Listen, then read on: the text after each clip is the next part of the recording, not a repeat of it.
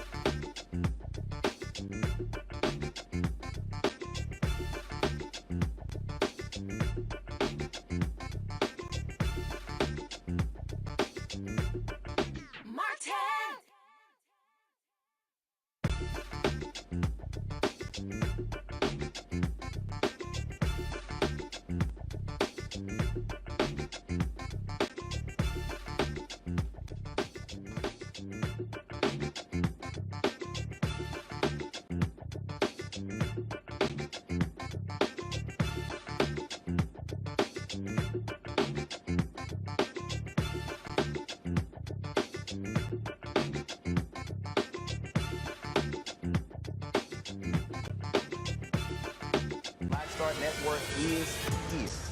Oh, no punching! I'm real revolutionary right now. Support this man, Black Media. He makes sure that our stories are told. Thank you for being the voice of Black America, Roland. Stay black. I love y'all. All momentum we have now, we have to keep this going. The video looks phenomenal. See, there's a difference between Black Star Network and Black-owned media and something like CNN. You can't be Black-owned media and be scared. It's time to be smart. Bring your eyeballs home. You dig?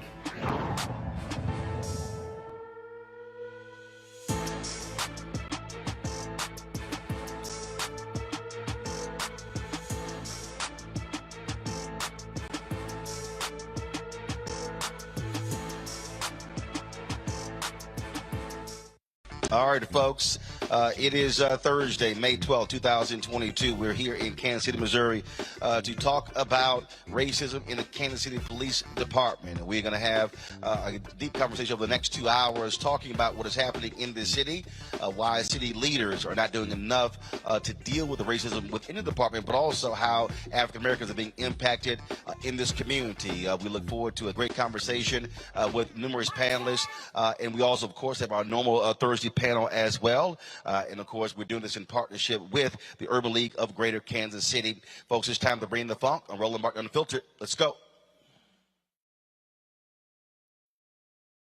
He's got it. Whatever the biz, he's on it.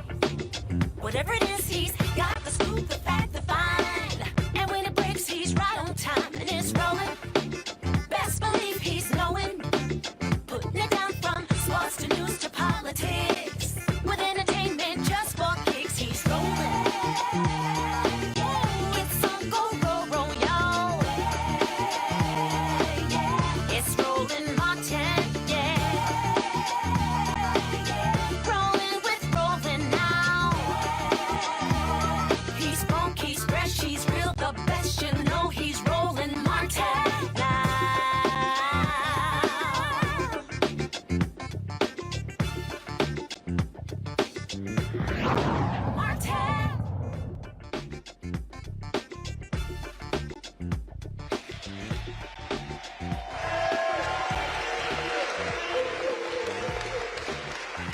It was on April 18th when the Kansas City Star published a damning story talking about how black officers are treated inside of the Kansas City Police Department. But not only did that story focus on that, we also talked on the show with the head of the Urban League about how African Americans are being treated by this police department.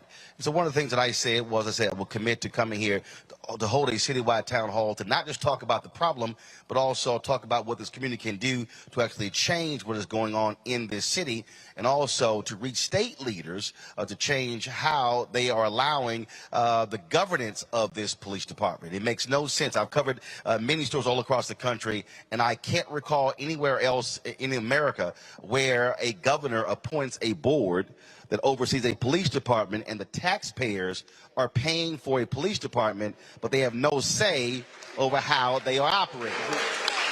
And so we wanted to come here and talk about this important issue, and we have a number of people we have lined up. And just so people understand how significant it is, just yesterday, two sisters filed a lawsuit against the Kansas City Board of Police Commissioners for discrimination for race and gender. In addition to that, we'll also get into how the Kansas City Police Department allowed a white police officer to terrorize, brutalize, torture, rape, and some say murder countless black women, and nothing was ever done. So the question is, what is happening in Kansas City, and why aren't more Democrats and Republicans saying anything about fixing this problem? So there's a whole lot to unpack here, folks. We're at the Mohart Center here in Kansas City. Folks still are arriving, and so we certainly appreciate all the folks who are already here. Let me do this here. Let's introduce our panel. Gwendolyn Grant, she's the president and CEO of the Urban League of Greater Kansas City. Tim, is it Gradine? Okay, he is the retired Kansas City Police Department police officer. Laura McDonald is executive director for Mohart Center. Ryan Sorrell is founder and editor of the Kansas City Defender, and listed as a panelist, Glenn Rice, reporter for the Kansas City Star. If Glenn is here, let me know. I've known Glenn for years through the National Association of Black Journalists, and so look forward to chatting with him as well. So let's get started, because for a lot of people around the country, they know about what's happening in their particular city. We've seen stories done about other police departments, the Department of Justice doing patterns and practices investigation. But Gwendolyn, what we talked about was beyond shocking. With what's happening here, and I happen to also be talking, and once I told some fellow journalists and some others that I would be coming here, Bakari Sellers, attorney Bakari Sellers, told me about this case that he is involved with this police officer who was accused of murdering 10 black women. And I've seen, and I'll read some of the depositions in a little bit, and it lays out how numerous people complained to this police department and literally nothing was done about this officer. So just explain for the folks who are watching, who are unfamiliar with, how systemic and how deep of a problem it is with this police department. Thank you, Roland. Thank you for being here. Thank you for having me on your show a while back and then showing up when we called. We really appreciate you and your team for that. And thank you all for joining us this evening. I believe when you're talking about the officer, I believe you're referencing Officer Golubsky, who is with the KCK Police Department. But I mean, and it's highly relevant and important because here we have in the Twin City or the bi-state area 2 police departments that are problematic for our people. It's unconscionable that Officer Golubsky is still walking the streets free. It's also unconscionable that over the past, in the past 3 years, since we started looking at the problem here in Kansas City in 2019, KCPD has killed 3 unarmed black men. They're averaging, in 2019, they killed 2. They followed in early 2020, killing Donnie Sanders. We have Naireen Stokes here. They killed her son back in 2013, all with impunity. We just were able to get 1 conviction for the officer who murdered Cameron Lamb in December of 2019. And so we are a city or a community, as far as I'm concerned, under siege because we have over-policing in the black community, no redress. That's why we asked for an investigation by the Department of Justice to come in and look at patterns and practices of discrimination, both inside KCPD against black officers and in our community where they racially profile us, they abuse our women. We have an officer on the force who slammed a 9-month pregnant woman on the ground, on her stomach, and put his knee in her back.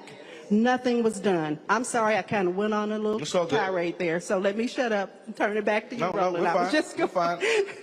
Remember, I own my show, so we're fine. Yeah, okay, so but that just gives you an example of the challenges we have. And we have here in the audience tonight, we have family members who are of the victims of police homicides, and we have people from our community, the founder of our Urban Summit, and 2 folks who have been out in the community protesting for the past 2 years straight every Friday in front of the police department, amplifying our concerns about the injustices that are dealt upon our community by Kansas City Police and having a board of police commissioners that turns a deaf ear to our complaints. So we're ready to engage with you, Roland. Tim, nearly 20 black cops have left the department citing racism. From your perspective, does this department care? Have they put anything in place to listen to their concerns? I mean, that's a heck of a number for 18 cops to say, you know what, I'm out of here because look, we're supposed to be all blue, but in fact we're black. The sad reality is that this department, just like they said, the Board of Police Commissioners, they're complicit where they don't overlook the police department and judge objectively. They're not doing what they were created to do. And so who's running the police department is middle management. And over the past 5 years, I've been going to Board of Police Commissioners meetings from the first time when they hired Chief Smith. He and I went through the academy together. I approached the board and said, come talk to us as police officers. Some of these officers don't feel comfortable talking openly about their oppressors in the presence of their oppressors. Doesn't happen because there will be consequences about answering calls. So you have the chief up here, but the white male majority in the middle are implementing their own policies, dictating policies. They're benefiting off of it because they're getting training and take-home cars, and they're using this to go somewhere else and become a chief of police, and they don't care about minorities. And so we could further my conversation because I was terminated, and there's other officers or supervisors or commanders, white male commanders, that have done far worse things, and they keep their jobs. And so nothing's done. So I approached the board 5 years ago when they hired Chief Smith and said, come talk to us. It didn't happen. I did it when we got Mayor Lucas back in 2019. It didn't happen. I did it last May when we got Bishop Tolbert. It didn't happen. And the people you're naming are Board of Police Commissioners. Of the board. Yes, these are Board of Commissioners. I'm coming to the board saying, come talk to us. We want to talk to you privately about things we cannot discuss in public, because I don't want the officers that I've trained and led for years to be treated badly. So you requested for the chair of the board to have these off-the-record or off-site conversations, and in each case, they refused to do so. Correct. No effort made. None. My last stance was on February 25th when they retired me, and I've been waiting 60 days, probably almost 90 days now, for a response, because it's important that you guys know what it takes to run a police department and what we're looking for in a chief. Nothing will change. I don't care who, you can get the Pope here. If the system isn't changed, then you're going to have the same old thing. And women, it's the same thing from the 60s. Women, unless you're connected to someone, minorities, and our civilian staff members, they don't have a voice. They're overlooked and they're taken advantage of by the majority, the middle management. Commanders. Laura, what I'm not understanding here is how in the world can folk sitting out here pay taxes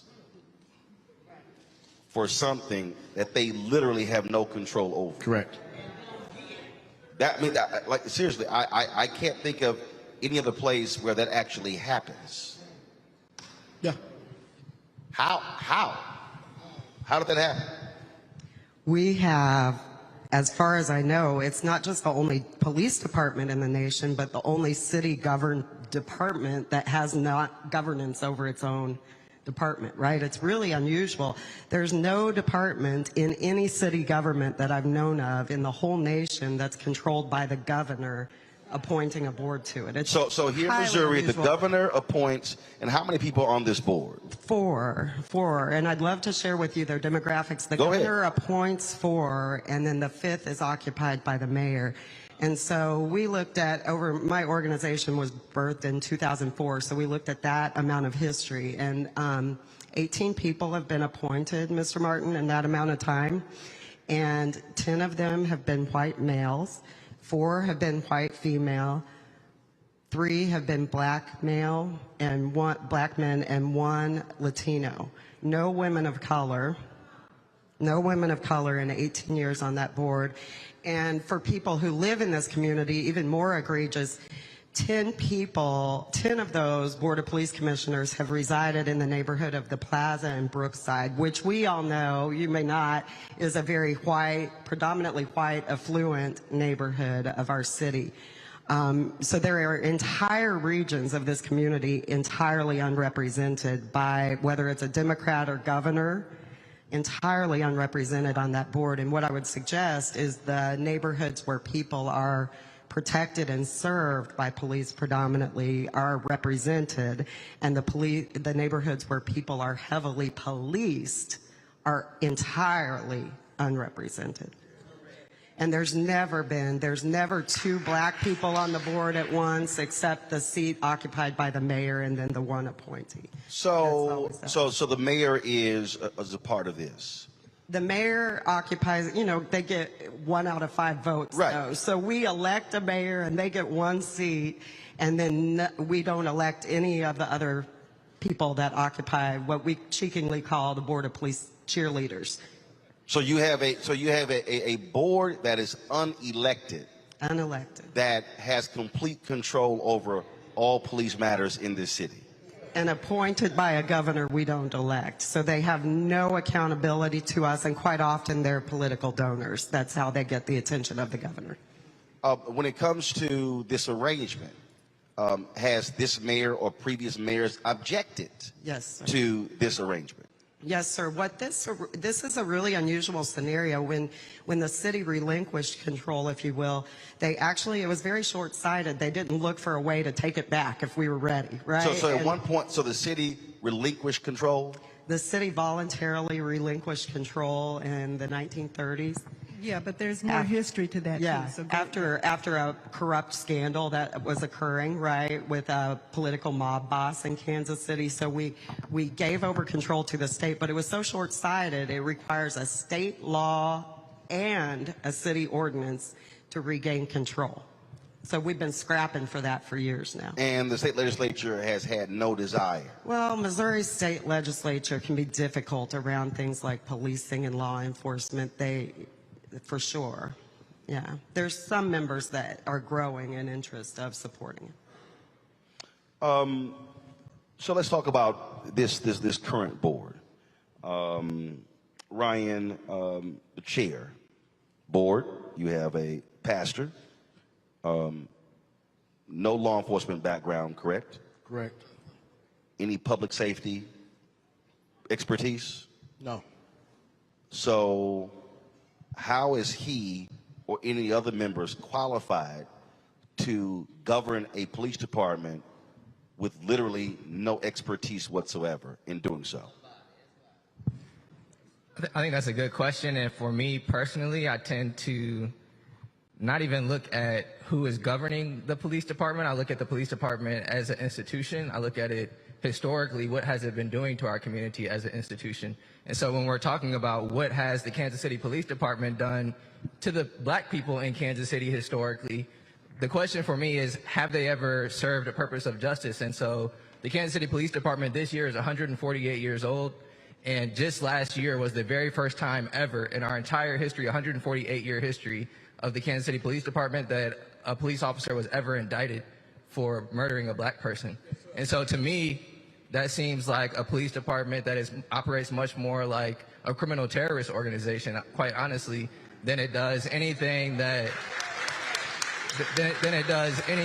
is actually providing justice to our people, providing public safety for our people. And another thing that I quite frequently like to tell people is that the Kansas City Police Department receives tens of millions more dollars than every single Kansas City public school combined. And so every single Kansas City public school combined receives less money than the Kansas City Police Department. And so when we talk about what is in our control, what are we able to take action on, what kind of initiatives are we able to initiate, to me, I think what is in our control oftentimes is things like voting for the city budget and not voting for increasing the police budget, because we know, once again, that the police historically have not kept us safe. And the very last thing to me that seems very illogical oftentimes when we talk about the police is that, for instance, when we're talking about nonprofits, when we're talking about new programs within nonprofits, we always have to provide all this documentation, these statistics, this data, saying these things specifically work. These initiatives, these programs work. But whenever we're talking about the police department, it seems like regardless of how horrifically they do their job, no matter how many people they kill, no matter how many people they murder, we still oftentimes say, well, our cities are unsafe and we need to give the police more money. And so to me, that's what's in our control, and I think that that's often where I try to talk about the conversation. When we look at, you mentioned the budget, mentioned that. What has been the response of the city council? Because at the end of the day, if you control the purse strings, you actually have the power. So have they shown any guts whatsoever to say, you know what, unless we get these changes, we are going to hold back the money? No, and no. Well, let me take it back. They got some guts last year, and they passed an ordinance to only provide to hold back about $30 million of that budget from the police department, which basically is to only fund the department at the level that is mandated by the state. So they did that. Then the Board of Police Commissioners filed a suit. The judge ruled in favor of the Board of Police Commissioners that they did not have the authority to withdraw that money or to hold it after the budget had been allocated. However, the judge did say that in the next budget cycle, you do have the freedom to only budget, to provide only the mandated 25%. So our mayor and our city council didn't do that. They were given the power and the authority to do it. What they did was pass an ordinance to give them the same amount of money they've been giving them after having filed that lawsuit. We didn't understand it. We spoke up strongly against it. And then less than 2 weeks after they did that, the outgoing police chief said that they were not going to spend money or they were going to shut down an investigative unit after the city gives them all this money and with no control over it. Once they pass that budget and give it to the police department, I mean, they have no other say so. The only power they have is the power of the purse, and they won't exercise that power. Which sounds crazy to me. I mean, it's sort of like when I'm looking at Congress. I mean, when Congress withholds money, that's how you get folks' attention. And so, I mean, to me, that's absolutely weak leadership there. Who on the city council is an ally? And first of all, how many council members are there? 12. 12. We have 6 districts, 2 council members per district, so we have Mike.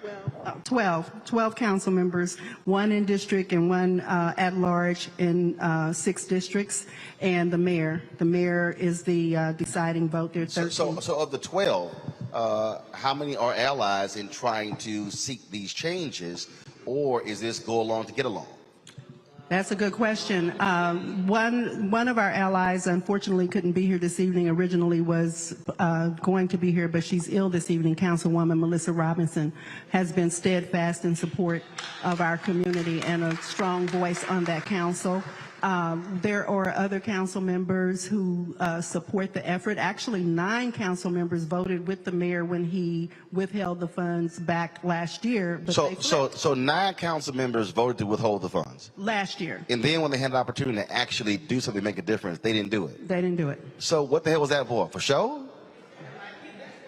Good question. Go ahead.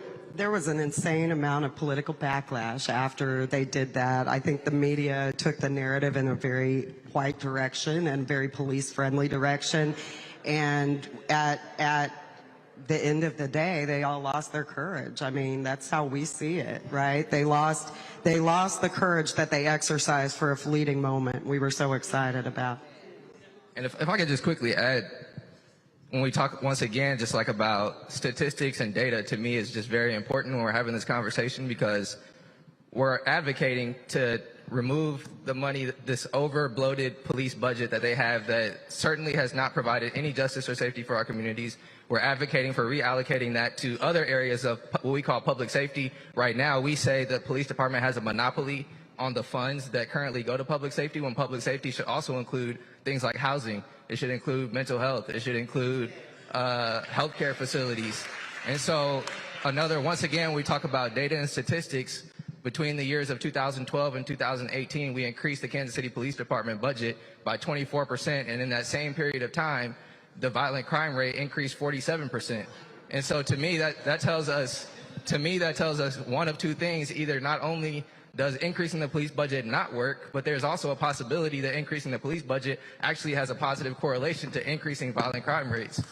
And so I think that there's just a lot of issues when we talk about the policing budget. I think that it's something that we have to do political education around in our communities, but I think that it's also, once again, it just requires political courage, political maturity, and voting out people who aren't in the best interest of the black community. See, what you just described is part of the fundamental problem that we also see across the country.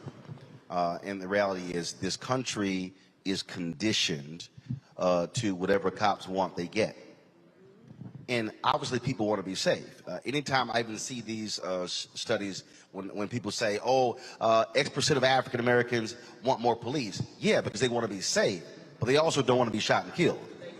They don't want to be beaten. They don't want to be robbed. And so they use that as a blunt force against folks to say, well, then of course the whole issue with how they utilize defund the police, as opposed to how do you shift resources. And so you make an excellent point as far as I'm concerned, because the answer is not always more money, because if you got more money and crime keeps going up, what the hell are you doing? And so are you seeing real assessments done on how they're using the money, where they're deploying people, anything along those lines? And if not, then what the hell is this board there for? Exactly. The board does zero monitoring of the budget. They receive a copy of it. Basically, they don't weigh in on the budget. The budget is made, as he said, by middle management and then up through the chief's office. It's sent over to our city hall, and generally they rubber stamp it, right? And we even have had, like this year, a state senator who doesn't live in Kansas City file a piece of legislation to try to control 25% of our budget and have that much go to the police department of the total budget, which includes our airport costs and things like that, right? 25% of our budget, and they will continue to do that. So a state rep who doesn't live here filed a bill to control 25% of the city of Kansas City's budget. Yes. And that much, 25%, would go to our police department. He filed that bill, and it was not an unpopular bill. It didn't pass this year, praise God. But that's because we don't have local control. They can do that. And just to expound, but I thought Republicans believe in local control. You would think, except when it comes to law enforcement. Yeah, let me add some context to that, because that's a really great question. They believe in local control when they control it, but let me provide the historical context of state control of the police department. It started before 1936 during the Pendergast corruption era. It actually began in the 1800s, pre-Civil War, because the Confederate-leaning governor at the time wanted to control the arsenal of the two largest cities where black people reside in the state, St. Louis and Kansas City. So back in the 1800s, we were under local control to protect the Confederacy. And then the Supreme Court overturned it, and then it was reinstated. And then again reinstated in 1936, and we've had it that way ever since. Most people walk around thinking that we have local control because of corruption. We have local control because the governor wants to control the two states with the highest population of black people. Nowhere else in the state of Missouri is there local control for any police jurisdiction. So we have to understand that this is steeped in systemic and structural racism, and to continue to oppress our people. Well, and that point is important, which is one of the reasons why I'm trying to remind people that you still have Jim Crow era policies that are still in effect today. So when people say, "Oh, that's the past," like, no, that's not the past. I mean, you still have it, and so that's certainly an important point there. I do want to go back to again, because I look at leadership. So you got two African Americans on the board right now. Yes. Okay. So what are they doing? And are they responsive to this community? Again, here's the issue. You mentioned it earlier that these people have no police experience. So one of the things that bothered me tremendously was to sit out at the board meeting and listen to commanders give answers to things. So the chief is there, and he has 5 other commanders sitting there. That blows my mind, because I went to Houston. They have 2 deputy chiefs, and their agency is 3 times the size of ours, okay? But they're giving the chief, they're giving all this information to the board. The board is naive. They're blind. They have blind spots. The board has no clue what the hell they're talking about. Okay? So now you have the chief sitting there. He promoted all these people around them. Will anyone sit here and say anything bad about your chief when you're sitting there? Only when he's about to leave will you say, well, you want to stand up and be seen. So one of the issues that I expressed to the board when I came out and met with them in February is that the board, but this board is useless. Let's be honest, it does need to have city control, because they're too complicit and they just sign off on rubber stamp on everything.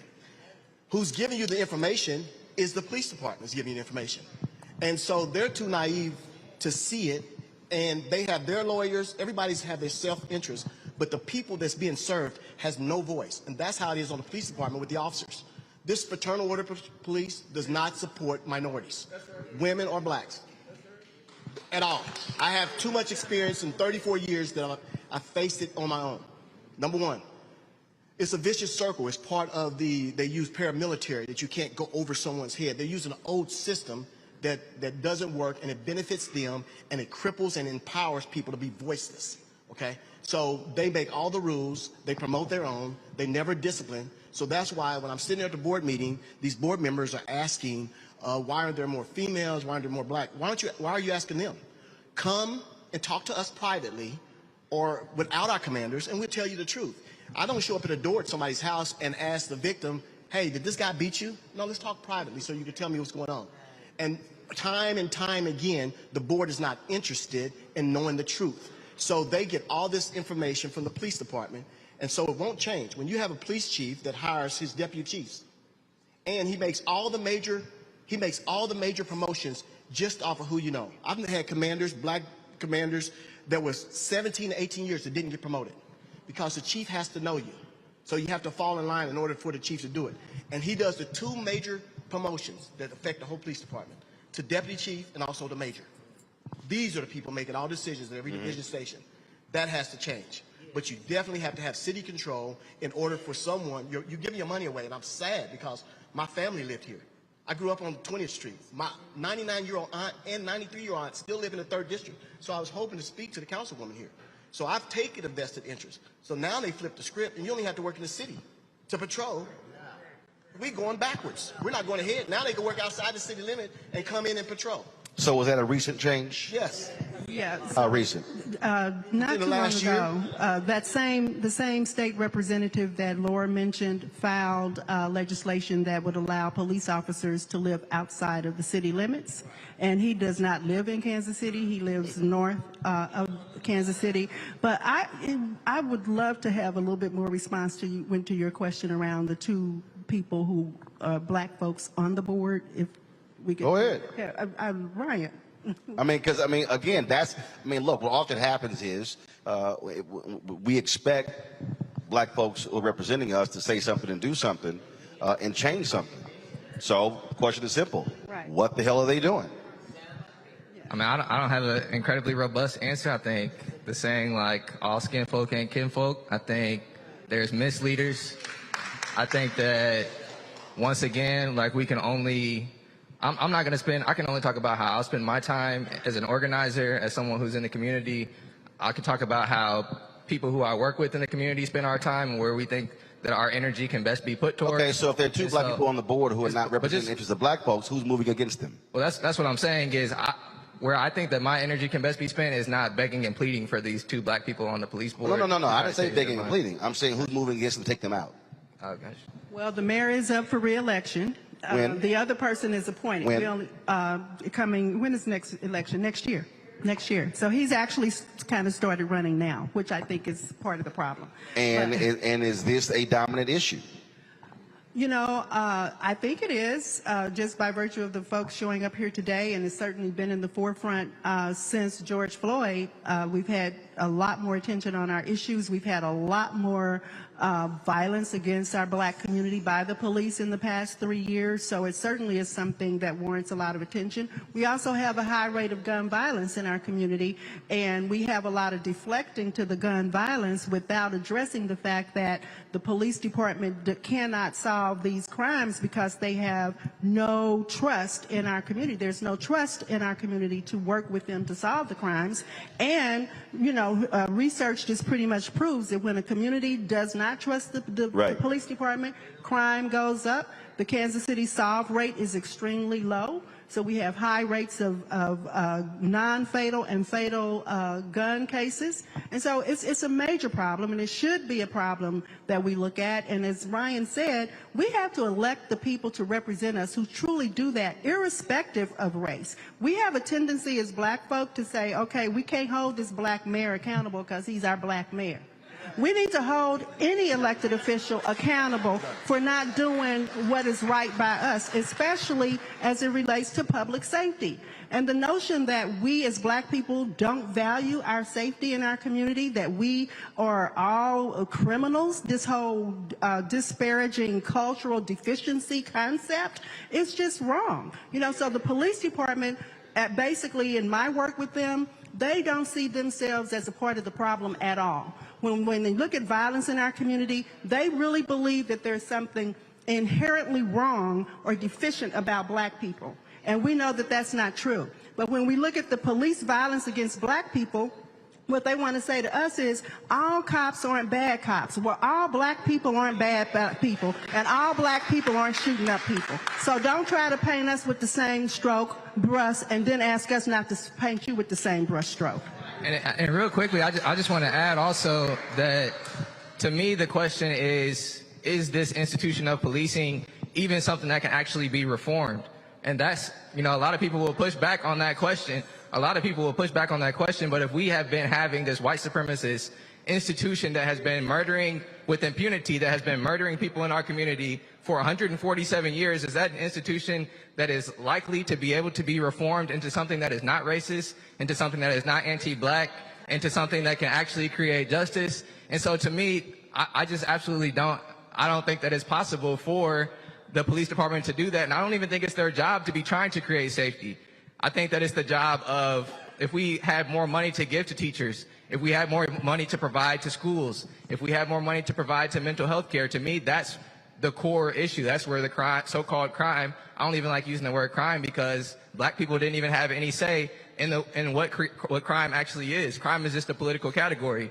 Crime is a political category that was created by white people, mostly old white people at the beginning of the United States of America. So we can't even use this word crime because right now, white people can smoke weed and it's not considered a crime. It's considered something that they can just do to have fun, or they can sell weed and it's considered something that they can do to be an entrepreneur. But when black people do it, it's considered a crime. So I think we have to interrogate really, what does safety actually look like? How do we actually create safety? And is the police even the actual institution that's necessary in the future for us to be able to be doing those things? So I'm gonna go to the break in a second.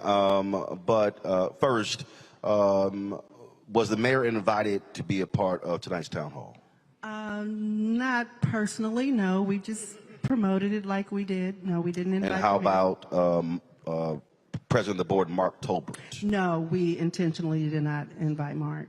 See, and the reason being is that Mark has been non-responsive to our work from when we started, and it's just been very disappointing. He's appointed by the governor. He doesn't listen. The mayor, we elected him, and we can recall him at the ballot box. But we can't recall. He certainly can't be recalled. But I'm still curious as to who does he talk to? Who does he go in front of? Frankly, I wish he was invited, and it would be great if he says no, that's fine, because I do believe in challenging every level of power, and I don't care whether you're appointed or elected.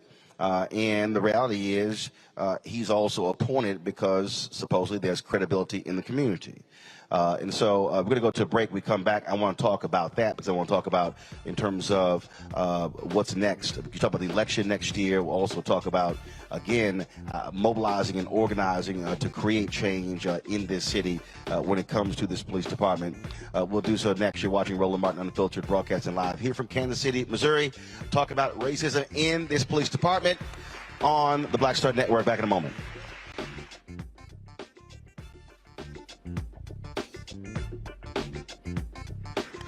On the next Get Wealthy with me, Deborah Owens, America's Wealth Coach, you're going to learn about the silver tsunami, which means that 1 million people are turning 65 every day, and they're going to need some kind of care. You're going to meet two sisters whose situation with their own family led them to start a business in this industry, and now they're showing others. This is our passion, our mission, our purpose, our ministry. That's right here on Get Wealthy, only on Black Star Network. Pull up a chair, take your seat. The Black Tape with me, Dr. Greg Carr, here on the Black Star Network. Every week, we'll take a deeper dive into the world we're living in. Join the conversation only on the Black Star Network. Next on A Balanced Life with me, Dr. Jackie, summertime when the living is easy, or is it? Summer vacations, class reunions, kids in summer camp, all fun, but stressful. You need to get into a summer mindset and have a plan. Oh yes, our panel gives us their favorite summer planning hacks. On the next A Balanced Life with Dr. Jackie here at Black Star Network. We're all impacted by the culture, whether we know it or not. From politics to music and entertainment, it's a huge part of our lives, and we're going to talk about it every day right here on The Culture with me, Faraji Muhammad, only on the Black Star Network. Yo, what's up? This your boy Ice Cube. What's up? I'm Lance Gross, and you're watching Roland Martin Unfiltered.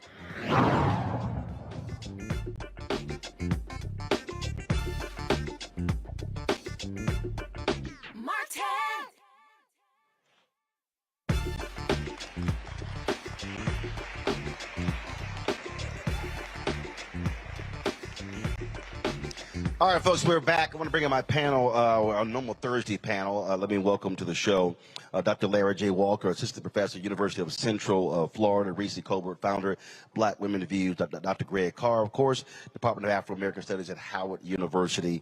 I will start with you. Let's see here. Greg, I'll start with you this time. And that is, first of all, just want to get your assessment of what you have heard over the last 40 minutes. We've done these conversations in other places, and it's very consistent when it comes to police departments in the United States.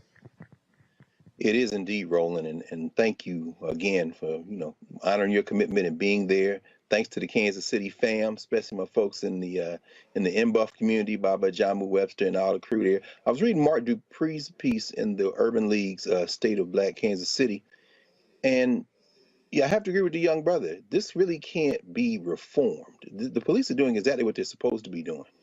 And while it may be the only polity in the country where you have a state intervening as it is, it's very clear that this white minority rule in Missouri, which stretches back to when they were fighting going westward expansion of the slave power in this country, continues to this day.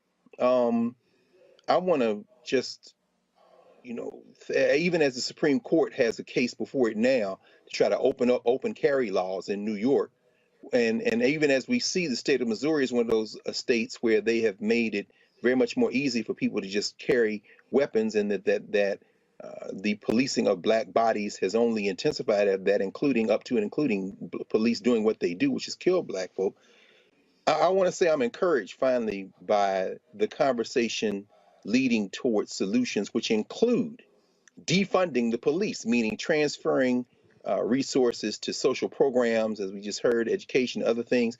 I would add to it, there needs to be a form of non-cooperation with the police, quite frankly. These are our open enemies. What do they need to do to make us stop with the illusion that somehow they can be reformed? I think there needs to be boycott, selective buying.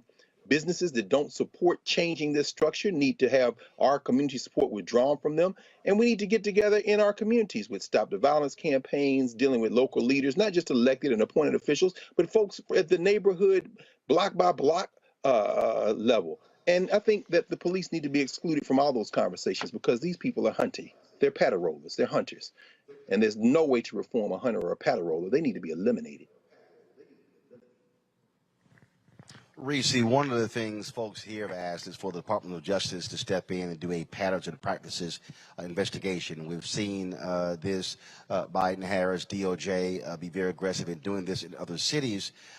Anyone reading that Kansas City Star article and reading the other pieces should be shocked and appalled at what they read.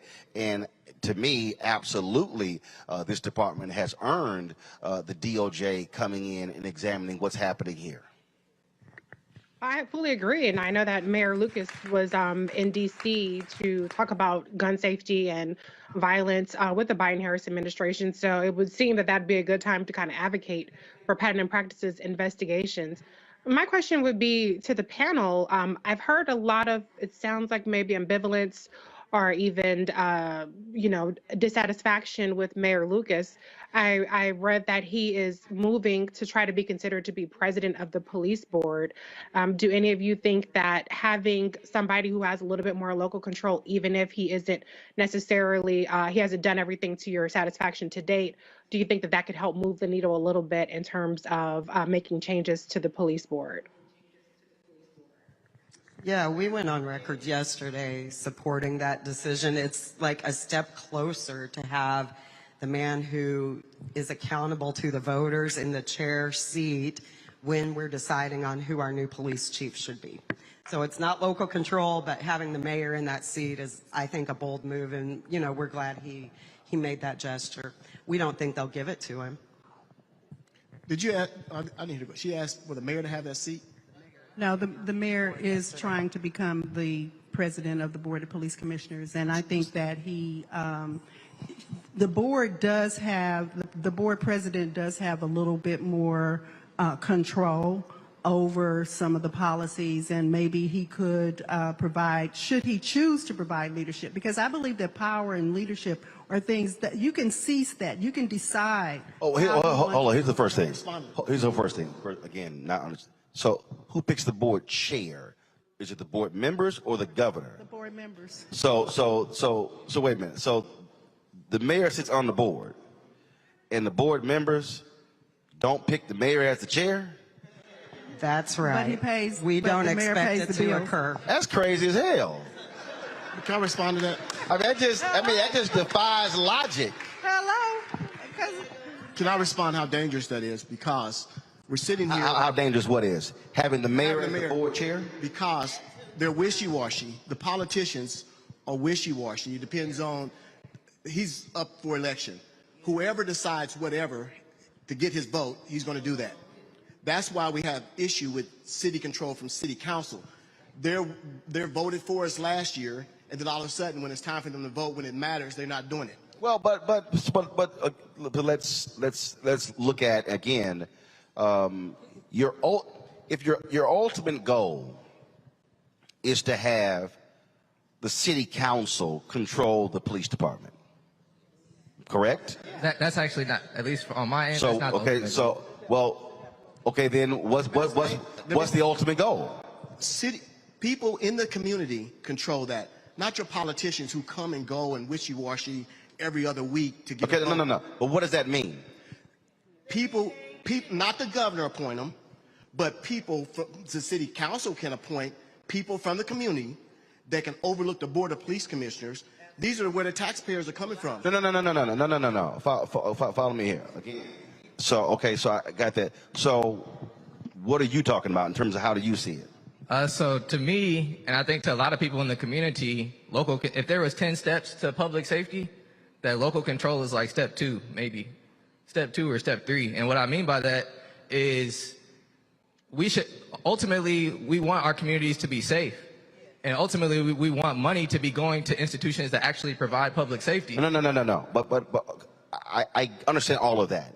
Right. But at the end of the day, there has to be somebody, an entity that is controlling it. Right. So again, I'm born and raised in Houston.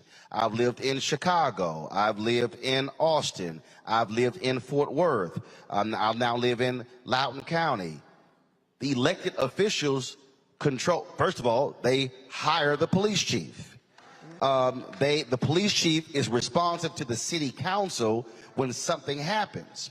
So you still have to have a hierarchy. And so what I'm getting at, who do you want in this city to be in control of the police department? Meaning, if the department not doing their job, then the city council has the right to fire the police chief. The way your system is right now, you have an appointed board by the governor who doesn't live here. They control the police department, and so you can't put any pressure on them because they're not elected. So again, if we're talking about the next step, who do you want as a community to be in control of your police department to then get to what you're talking about? Because I can't get to 3 through 10 if I don't get 2. So what does this look like? So you need Laura's organization has looked at various structures, but for me, the short, quick and dirty of it is the city funds it, the city ought to control it. Yes. We pay for it, we ought to control it. Yeah, I mean, because... Now what kind of structure we put in place to do that, that's what I'm talking about. Right. Because here you have a strong mayor. Is there a city manager? We have a city manager. So you have a strong mayor form of government. We have a city manager. You have a city manager, okay? Yeah, I covered city council in Fort Worth where they had a city manager in Dallas. City council hires a city manager. Right. City manager hires the police chief. Right. But the reality is the city council still determines that they can fire the city manager. Exactly. So again, taxpayers still having control over that. Right. Because as it stands right now, how this is set up, this board can literally tell y'all to kick rocks. Well, they have done that. They And tell you us can't even that throw them out. They frequently tell us to kick rocks. So is the goal, and I mean, as a community, is your idea to aggressively push to change this state law in order to have local control, the city council control the police department? Yes or no? Yes. Okay. Okay, we got that down. All right, I'm gonna come back to some other stuff, but Larry, your question. Well, Roland, I want to say, first of all, this is modern day apartheid. It's that simple. What I want to, you talked a little bit about in terms of who, some of the citizens there and people on the panel in terms of who they want in control. But I want to talk a little bit, you mentioned the mayor's up for election next year, and obviously he's not there. Can someone in the panel, talk a little bit about what are some of the mechanisms people on the panel and the community or you continue to utilize to pressure him if he wants to get reelected, to understand that he needs to make sure he holds back some of this funding as it relates to the police department. So what are some of the things that are happening in terms of protesting in front of his office, et cetera? What are some of the other mechanisms in place that people are doing to apply pressure? What we've been doing is employing a voter engagement strategy, and everybody here tonight can ID themselves as a supporter of local control through our website.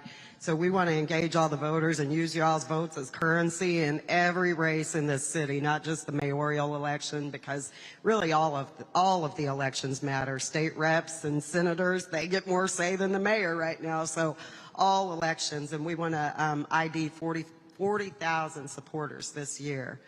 Which is super ambitious for anybody who's ever done voter engagement. So people can ID themselves through our website. It's more2.org, and you'll find it on there. So let's talk about that, because I'm not one to spend a whole lot of time talking about problems. I'm a firm believer in again moving, especially in kicking folks out, and so let's get. And also, I believe in, to your point, data and numbers. So the last election, how many votes did the mayor win by?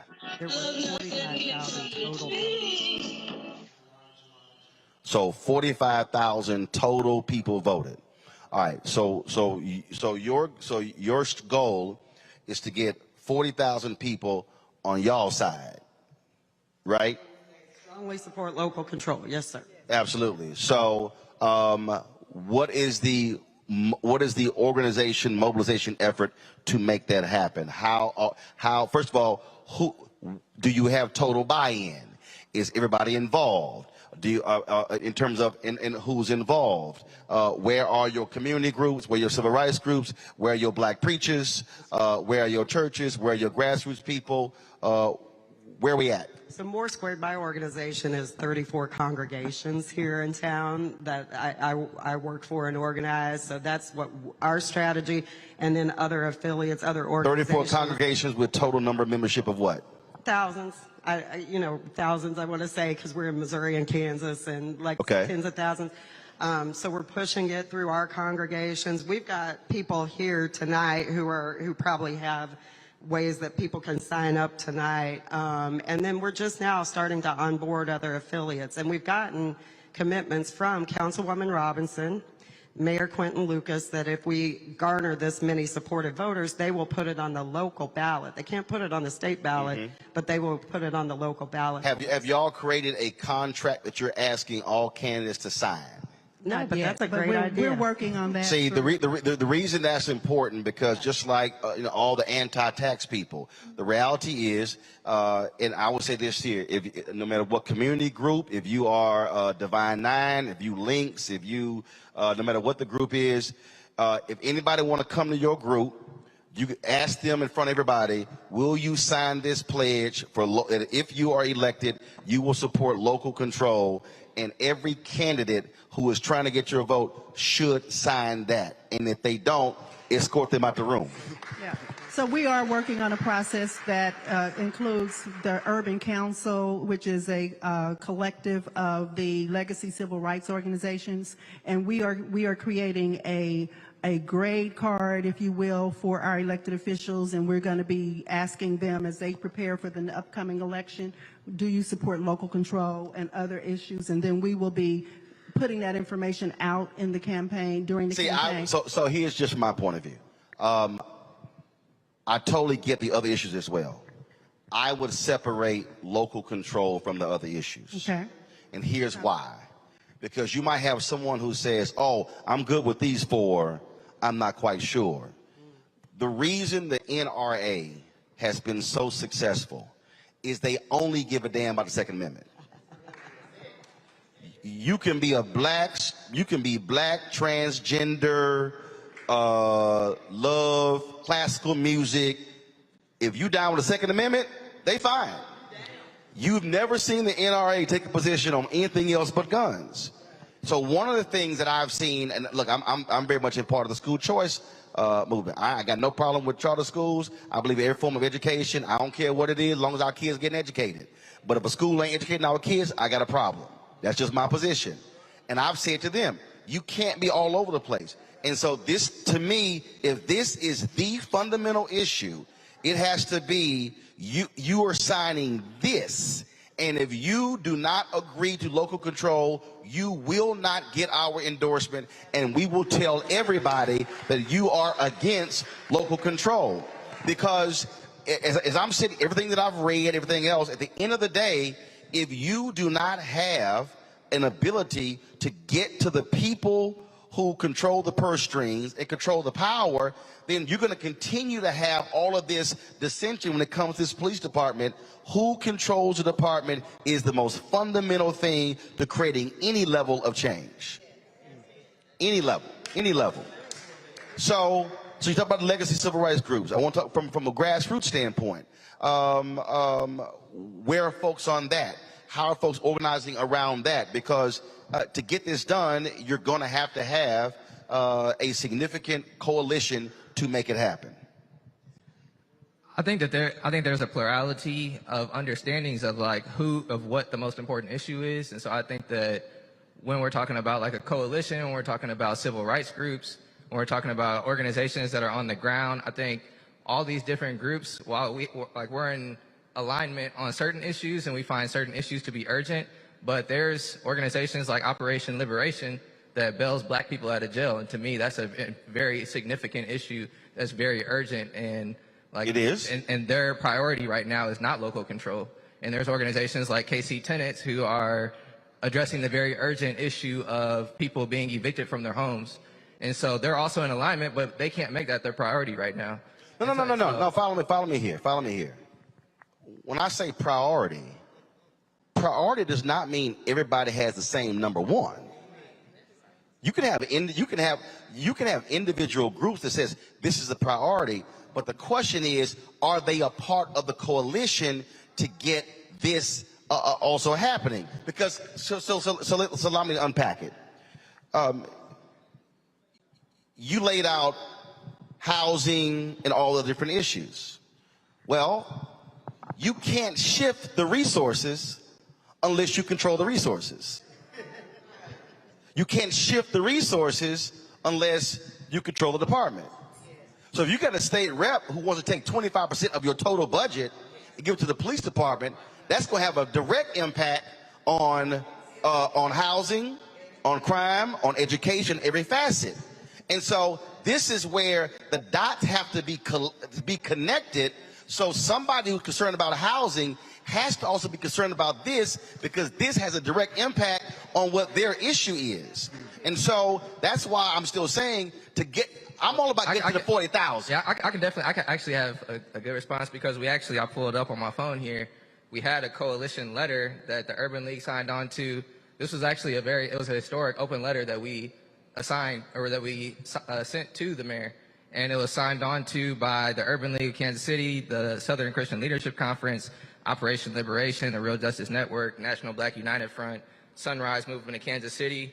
And essentially it was an indictment of our mayor. And this was one of the first times in history that this large assortment of black organizations have come together specifically with this mayor to indict him for what he has done, to indict him for not speaking up for the black community, because we met with him weeks before the city council took the vote on the budget this year, and he did not listen to any of the black organizations in our city. And so I think that, to me, it kind of requires those first kinds of conversations. So I think that the work is definitely, now I understand what you're saying, and I think that the work is definitely being done. Because you said he didn't listen. Let me tell you what he gonna listen to. 40,000 people who are registered voters who are over here saying, last election, you got X number of votes. Somebody pull up, I want to see the vote total. Somebody just pull it up for me. I want his exact vote total. Listen, I've covered city council, county government, state government, every level of government. So he got 39,000 votes last time. If you have 40,000 people in your pocket, you can go to him and say, player, what you gonna do? Either you for or against. He got to take a side. And if he takes the opposite side, we gonna unleash 40,000 against you off the jump. You're not winning. Then you say it is 6 districts, and then what the other at large? So how many at large? 6. Same thing. The 6 at large. We got 40 in our pocket. We gonna take all 6 of y'all out, and we gonna put our people in. When Ron Kirk was mayor of Dallas, this is what Ron Kirk told me. Ron said, y'all can talk, people, city council members be talking. He said, Roland, they can talk all damn day they want to. He said, I count votes. He said, you can holler and scream all you want to. If I walk into the room and I already got the votes, I'm gonna let you holler and scream. Then when you done, we gonna call for the vote. I already won. So what happens, so one of the things that happens with, and I've seen this so many times with communities, we don't do the exact same thing. We don't go look at the vote totals and go, last election you won by this. So we're going to go out to every single group and we'll commit 200, 300, 400, this district. Now all of a sudden, you have already identified your 40,000. Every organization that I've been involved in where I got stuff passed, I already counted votes. I never got into arguments because, hell, I already had them beat. And so the only way this happens is when that 40,000 number, that is the most important number for this entire city, because if you get 40,000 people to commit to either register and come vote, I guarantee you, you will have every single city council member currently who's running scared to death that they have to do what you want to do, or they were going to get, and then if they on record, you run somebody against them and you've already got the votes locked up. So any stragglers, that's just extra. And so that has been that's one of the things that so many communities have lost, in that people focus on rallies, but they don't count numbers. They don't collect data. They're not collecting names, phone numbers, emails, social media. Every politician in this city will be, I'm talking about school board, city council, will be scared to death if you have 40,000 people on your side ready to vote the same way. Trust me, they will do exactly what you want if they want to stay in office. But another challenge we have, Roland, is if we showed up, if we would just show up and vote in the same numbers that we're registered to vote. No. See, no. See, our right people there. don't show up and vote. No. See, right there. To get to that 40. But you're waiting. I'm not waiting. Follow me here. You have, you have 9 members of the Divine Nine. You got alphas. I'm an alpha. Everybody else don't count. Okay, I'm an alpha. You got omegas, kappas, sigmas, iotas, AKs, deltas, zetas, sigma, gamma, rho. You go to the Divine Nine and say, we need each one of you to be responsible to get 1,000 people to commit to this initiative. And to vote. No. Follow me. No. Follow me here. We need y'all to get, each one of y'all to get 1,000. We at 9,000. You just got to get 31,000. NAACP, we need y'all to get 2,000. Now we at 11. Urban League, we need y'all to get 2,000. Now we at 13. Take each one, let's say you have 5 grassroots organizations, 1,000 each. Yo, now we at 18. Now all of a sudden you take your churches. That's what I'm talking about. I'm not saying, man, I wish y'all come out. No, I am going to identify you right now. When is the election next year? April. When is it? April. April. Y'all got 11 months. You got 11 months. You can literally, and that's just a matter of, who are you? We got your name, you committed, got it. We got your phone number, we got your cell phone, we got your email, and we hitting you with constant messaging. And then if you get 1,000, we say, you know what? We need you to do me a favor. I need you to go get 2 yourself. Now there's 2,000. That's coalition building. The mistake is when we hope they show up.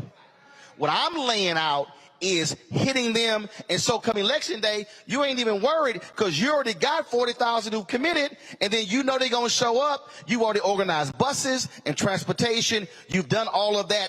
That literally, Greg Carr, is what they did in Lowndes County, Alabama, with the Black Panther Party, and that's how voting was changed in the Black Civil Rights Movement. Right, Greg?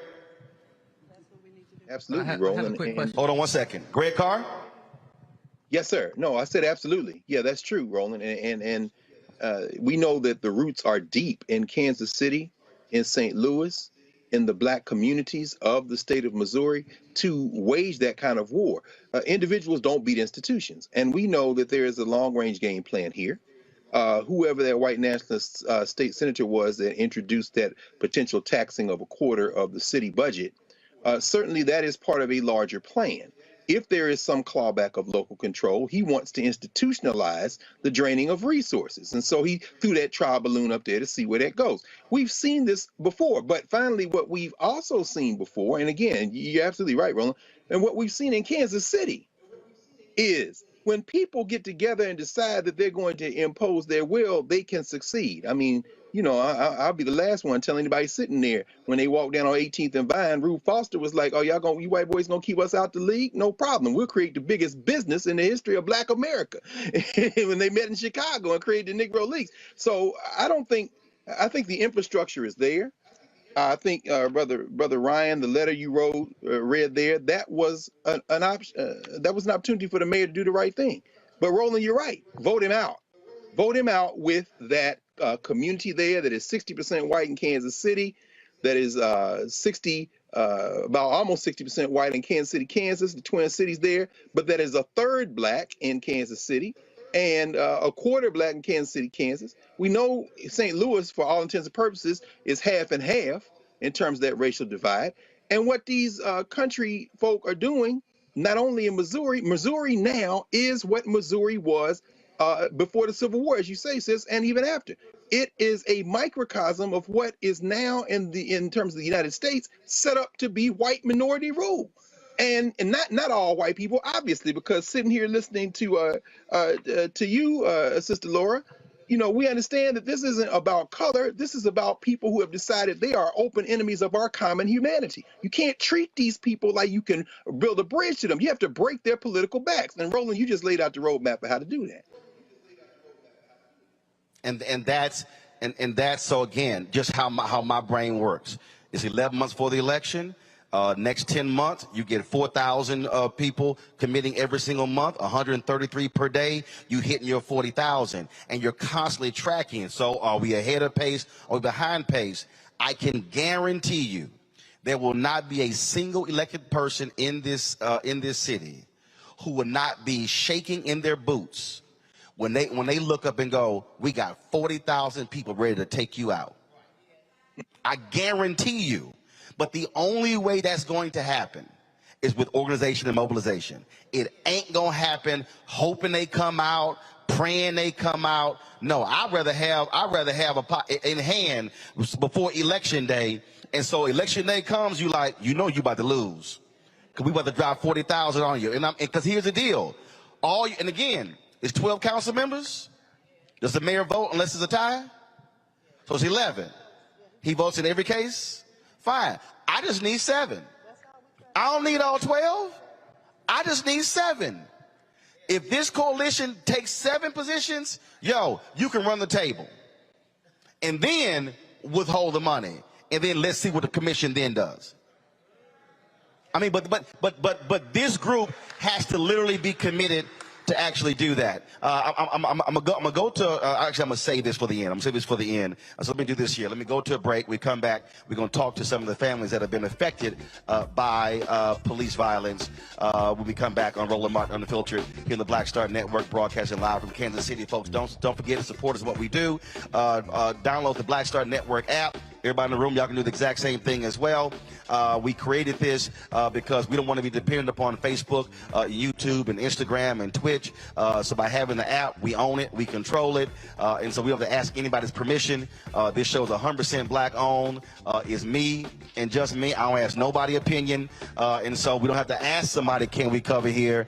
And so y'all can download the app, of course, Apple phone, Android phone, Apple TV, Android TV, Roku, Amazon Fire, Xbox One, and Samsung as well. And one of the reasons we ask our folks out there to support this show, because again, when we are able to travel around the country, we appreciate the support of the Urban League, but also our crews, our equipment. And I need people to understand when we talk about owning, when I say own this show, all this camera equipment, own all of it. So we're not renting, we're not borrowing, and so we have the ability to go cover stories all across the country. And so, of course, those of you who want to support our show, I know there's a whole bunch of folks out there watching old school. They don't do no Cash App, Venmo, Zelle. In fact, matter of fact, hold up. Y'all think I'm lying. Y'all think I'm lying. Hold up. Where is it? Right here. Man, let me shout out Alfred Lee. Alfred said, I gave 2 years ago. Alfred showed up to hand me his money and gave me his card. So y'all think I'm lying. I tell my people all the time, I say, yo, people walk up to me every time we go out and they hand me money. Alfred Lee walked up, gave me his $100 bill. He said, I want to make sure you got it directly. He said, I wasn't sending it in, mailing it in. It's in my hand. So Alfred Lee, I appreciate it. Of course, so P.O. Box, y'all know P.O. Box there on the screen. Cash App is $RM Unfiltered. Venmo is RM Unfiltered. PayPal is R Martin Unfiltered. Zelle is Roland at RolandSMartin.com. Roland at RolandMartinUnfiltered.com. We'll be right back.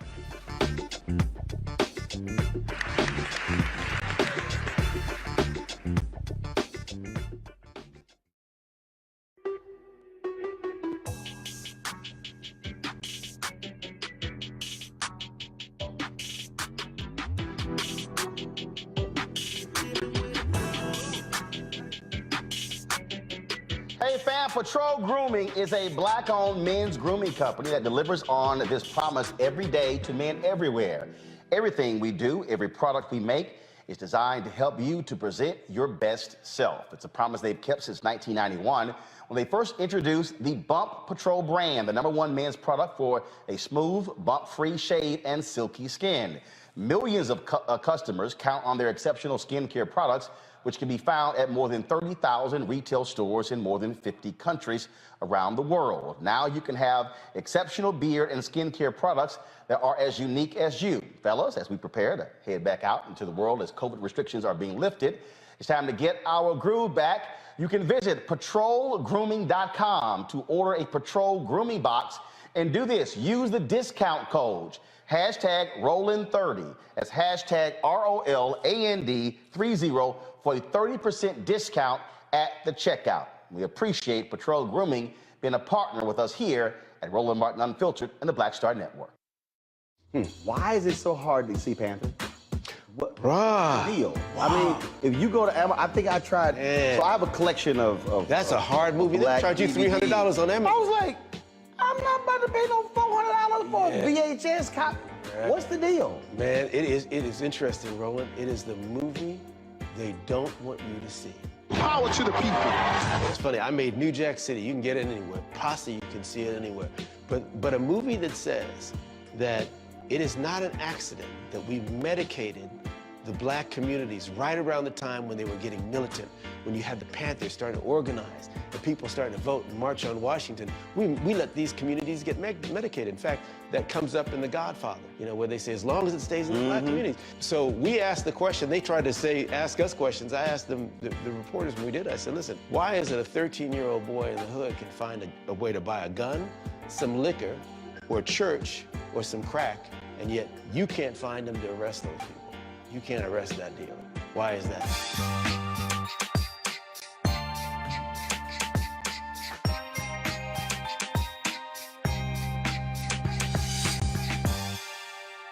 It's Kim Whitley. Yo, what's up? This your boy Ice Cube. Hey, yo, Peace World. What's going on? It's the Love King of R&B, Raheem Devon, and you're watching Roland Martin, Unfiltered.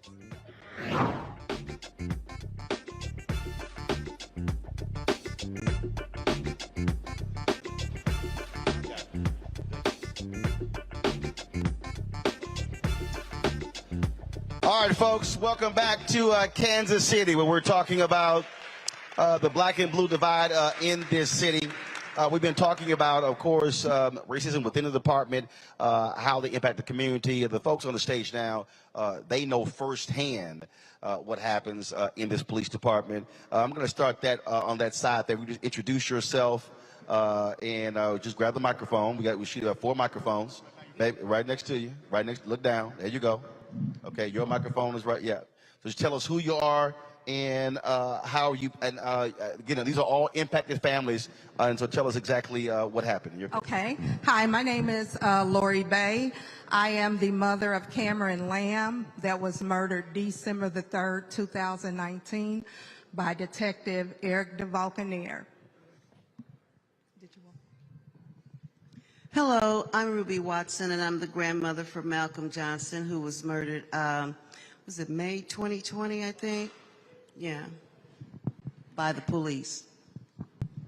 Hi, my name is Naireen Stokes, and I am Ryan Stokes' mother, who was murdered July the 28th, 2013, 9 years ago down at the Power and Light, which I call it the Power and White, because we are so prejudiced in this city.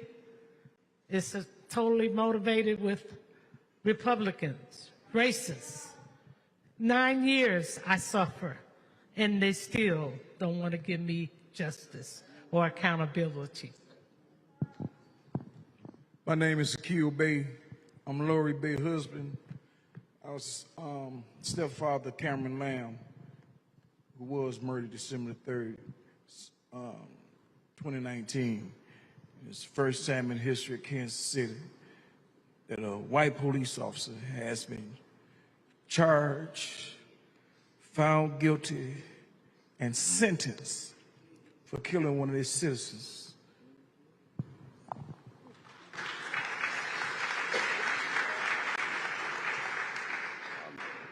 We talk about accountability. There's so, and I've had so many conversations, family members all across the country, and the one thing that they keep saying, they want accountability and they want justice. You've been listening to this conversation, and obviously the district attorney, will they pursue those charges is one thing. But in many of these cases, these officers are still on the force, never fired, never disciplined, not having any real internal affairs.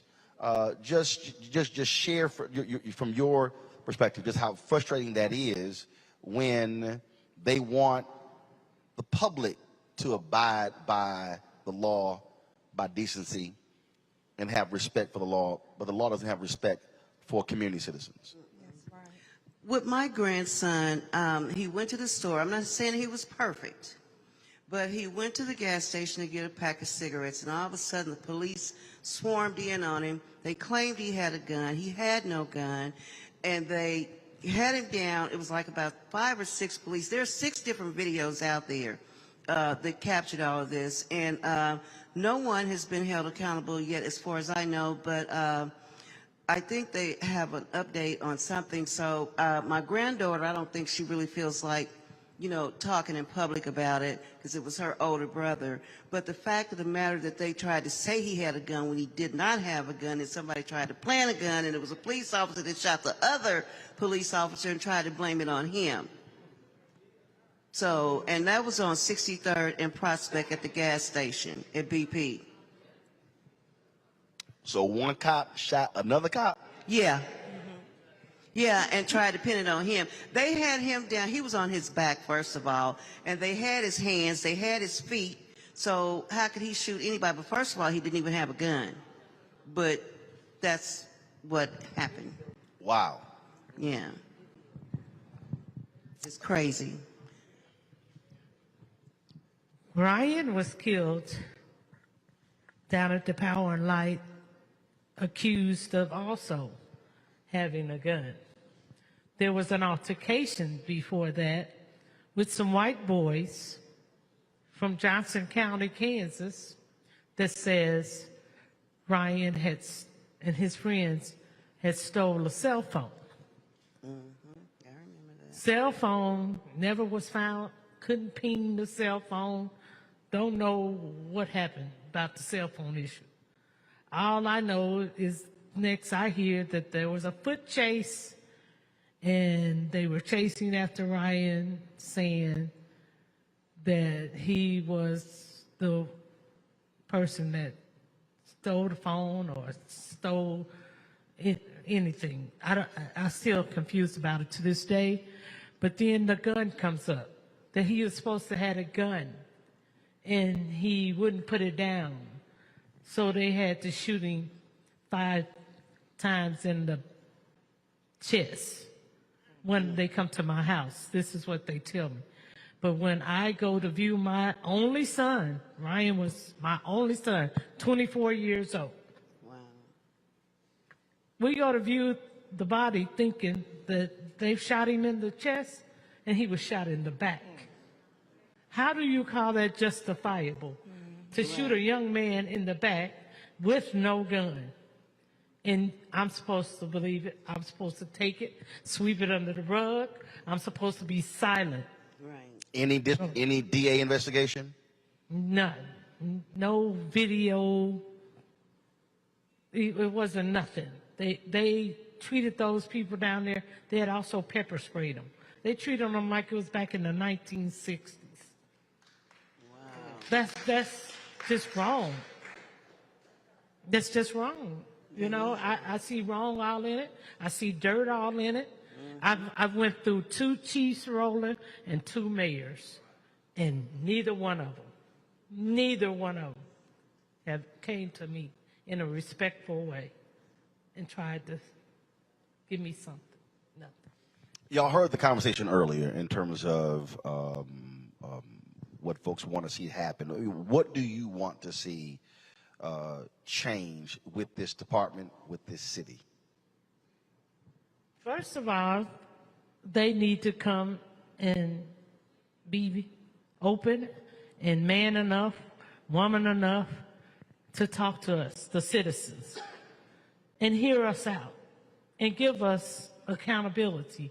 Definitely. Give us the justice. My son's case has not even touched a jury, a judge. It went to a judge that called it qualified immunity. So now they want to say that's I can't do anything. I'm in appeals, just sitting. I'm just sitting, waiting. So I'm confused. What could we do? What should I do? What more can I do? Well, I'm kind of like her. I want to see accountability.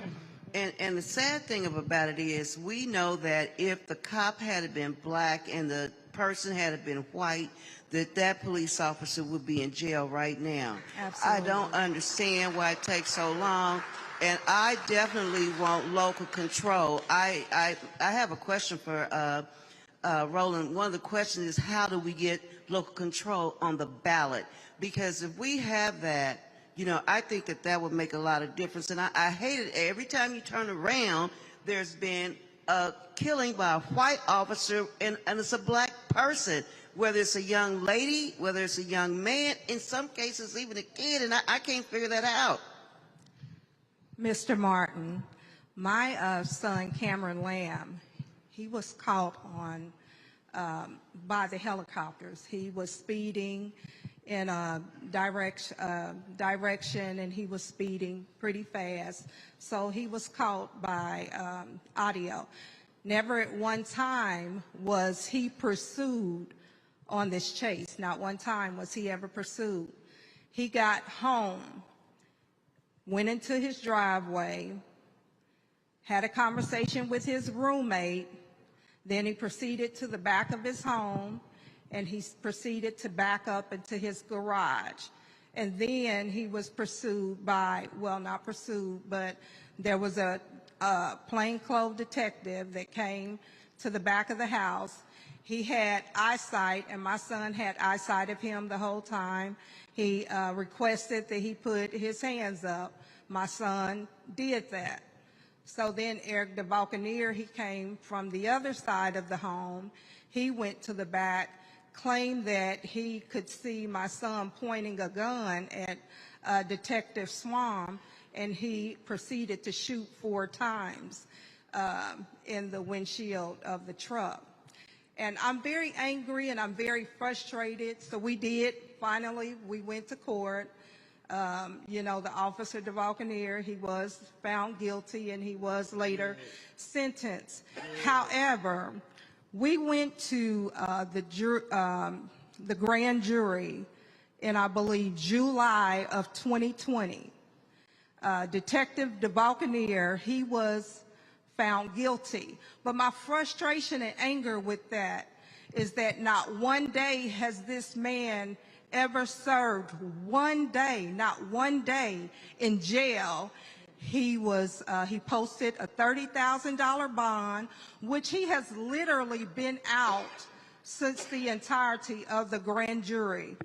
Even when he was sentenced, he got to walk out of that courtroom just like we did because the judge granted, sweetheart, correct me if I'm wrong, but an appeal. Allow him to stay free pending appeal. Right, yes. So it's just like, I feel like it's not over for us because at some point. And when was this trial? When is the next trial? When was his trial? It was in December. Well, let me see. It was in November. November. Thank you. So he's been free pending appeal for the last 7 months. Yes. Reese, I'm going to bring you in here because we talk about all the time on this show the George Floyd Justice Act. It failing due to sorry person like Senator Tim Scott of South Carolina. The point of my qualified immunity, I mean, this is exactly why that bill was so important and why Congress, why the United States Senate, the House did their job, but the Senate failed.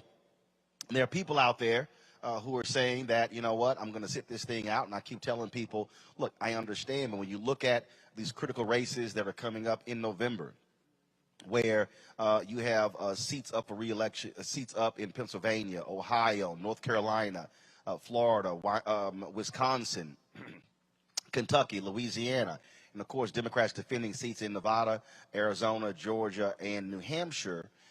This is why this has to be an election issue for folks to turn out in order to get this done. Unfortunately, it didn't happen last year, but this is needed for these families to seek justice.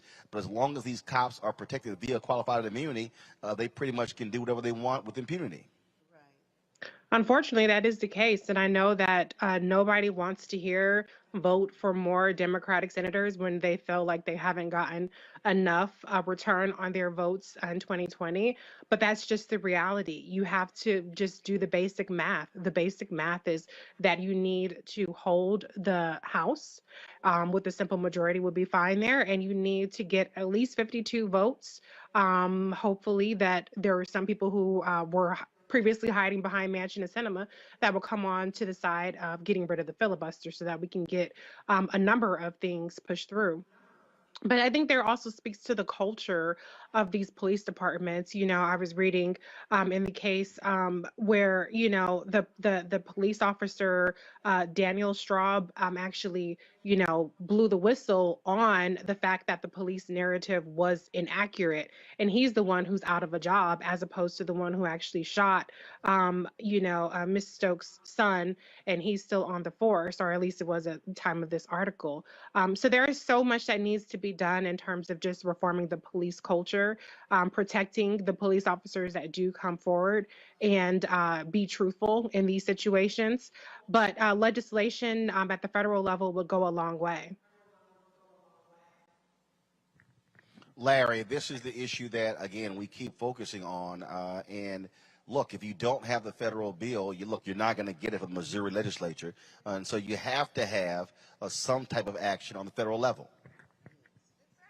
Yeah, Roland, we've talked about this on your show and a number of these tragic incidents of especially Black folks being killed by law enforcement. And you're right. And Reese just talked about, some people may be sick of hearing the importance of voting for Democrats, but it is important every election. And this November, we need to make sure that we continue in terms of the gap between Democrats and Republicans. You talked about having at least 52 members, in terms of Democrats. But yeah, we certainly thought that, there would be some kind of policing reform bill, but you talked about, Senator Scott, who, in many respects scuttled the bill, right? And we need to make sure that we hold elected officials, obviously they're in the state level, but also certainly in the federal level, and like you talked about the Senate, to make sure that we get something done. And that means people coming out, continue to register folks to vote, coming out to vote, and making sure in November that we have enough progressive Democratic senators willing to pass a comprehensive police reform bill, so that we don't have to continue to hear the stories, painful stories, Black families who have to endure this pain for the rest of their lives. And that, Greg, is the point that we continue to make, and that is what I kept saying earlier, connecting the dots. If we don't understand that you can be working in your local community for one thing, but you got to have action for the city council, you got to have things happening with the state, you got to things happening on the federal level. All of these things are moving in the same direction, but we can't operate in a disjointed way. That's absolutely right, Roland. And again, for everyone watching this, everybody live there in Kansas City, and everybody around the world watching this, this is the function, the proper function of Black news media. We have to coordinate. It isn't voting or not voting. It's voting and community organizing and house by house, block by block organizing.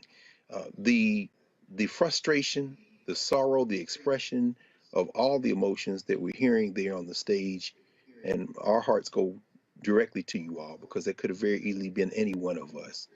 We know that we are beyond sick and tired of it. We are able to fight back when we coordinate. Ms. Watson, when you say local control, that is the thing that these settlers in their criminal enterprise we call United States of America are the most terrified of. Because when people look at each other, it's very much more difficult to be a racist, to oppress people, when you build relationships with them face to face. These are cowards. The police are doing the job they are employed to do. This punk, Eric DeValcanator, or whatever his name is, he's being defended by an organization who's headquartered here in Alexandria, Virginia, a stone's throw from Roland Studio, the Law Enforcement Legal Defense Fund. These white boys form like Voltron when they get ready. There's some people in that audience who are old enough to remember Leave It to Beaver. So, Ken Osmond, as you all know in Kansas City, who played Eddie Haskell, his widow has donated the damn proceeds from his book to this white killer. You see, John Henry Clark said it best. He says, at moments like this, blood calls blood, and somehow blood always answers. They're never going to give local control. This is what the federal elections, and Roland is always talking about this. This is why the Secretary of State elections are so important in states. They are lining up to steal the 2022 and the 2024 federal elections. But local control is about not just getting people registered to vote and turning that electorate out. It's about meeting face to face, person to person, and building the type of relationships where you can turn out 10, 20, 30, 40, 50,000 people, not only to vote, but to boycott. Not only to boycott, but to say we are going to take out anyone who does not support our common humanity. And again, I'll end where I started a second ago. That becomes so much more possible. And we are encouraged so much more in our local efforts when we can connect to the other local efforts. And that is why Black media is so important, because it allows us now to say, it isn't just me in Kansas City. It isn't just me in Oakland or Nashville. It isn't just me in Boston or Los Angeles. I see people around the country doing the same thing, and we have been shown by our open enemies. When we connect, we win. To each one of you, and we've seen mothers of the movement. I've talked to John Crawford III. I've talked to Tracy Martin, so many others. When it comes to this election next year, are you willing to be the face? What are you willing to do to get these changes?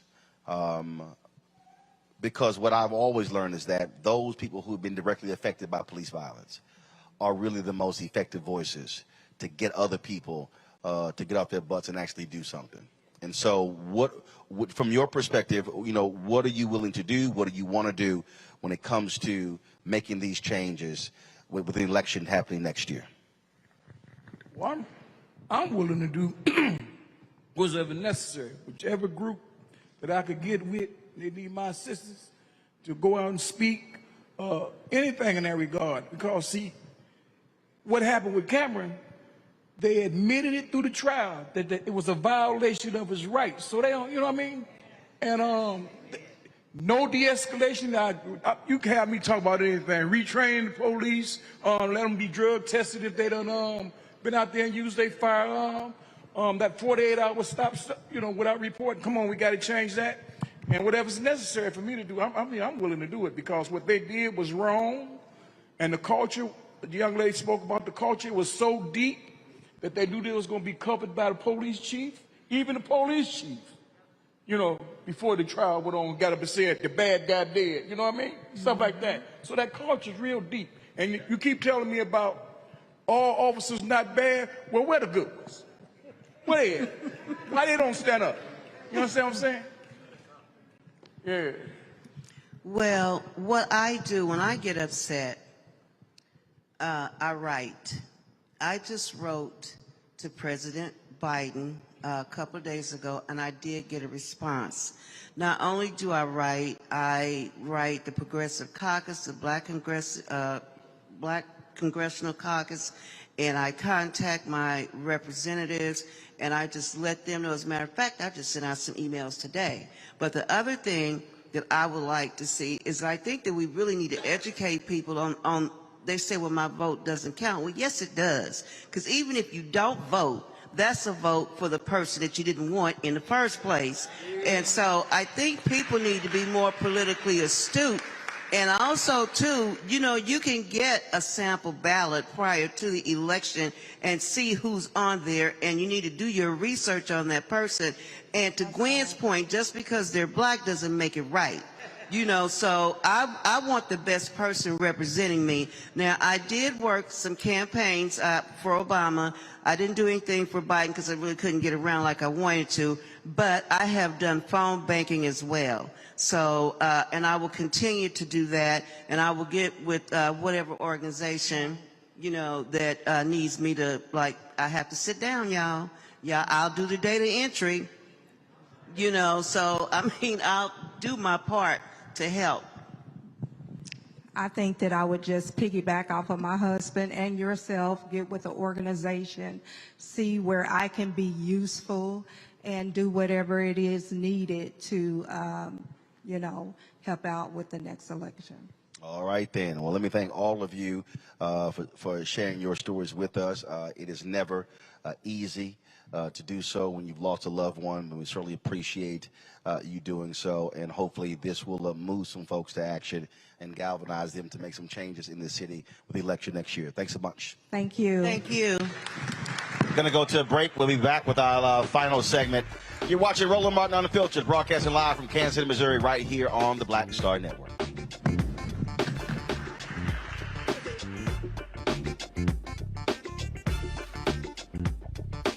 On the next Get Wealthy with me, Deborah Owens, America's Wealth Coach, you're going to learn about the silver tsunami, which means that 1 million people are turning 65 every day, and they're going to need some kind of care. You're going to meet two sisters whose situation with their own family led them to start a business in this industry, and now they're showing others. This is our passion, our mission, our purpose, our ministry. That's right here on Get Wealthy, only on Black Star Network. Pull up a chair, take your seat. The Black Tape with me, Dr. Greg Carr, here on the Black Star Network. Every week, we'll take a deeper dive into the world we're living in. Join the conversation only on the Black Star Network. Next on A Balanced Life with me, Dr. Jackie, summertime when the living is easy, or is it?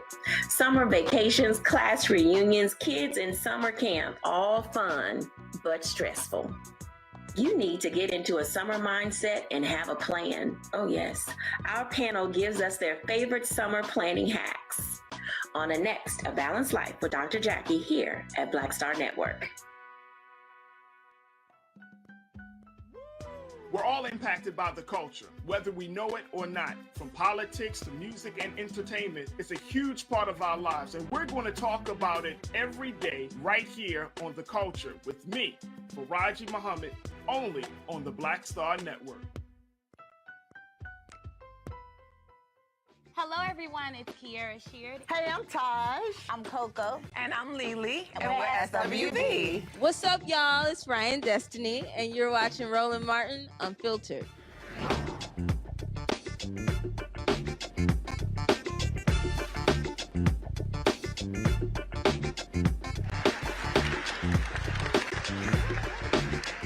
All right, folks, welcome back.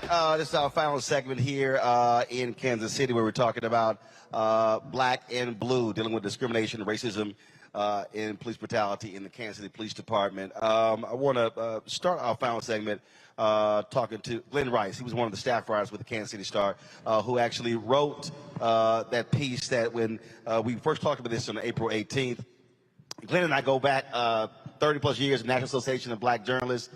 He plays at a little youth group. He couldn't be an alpha, so he had no choice but to become an omega.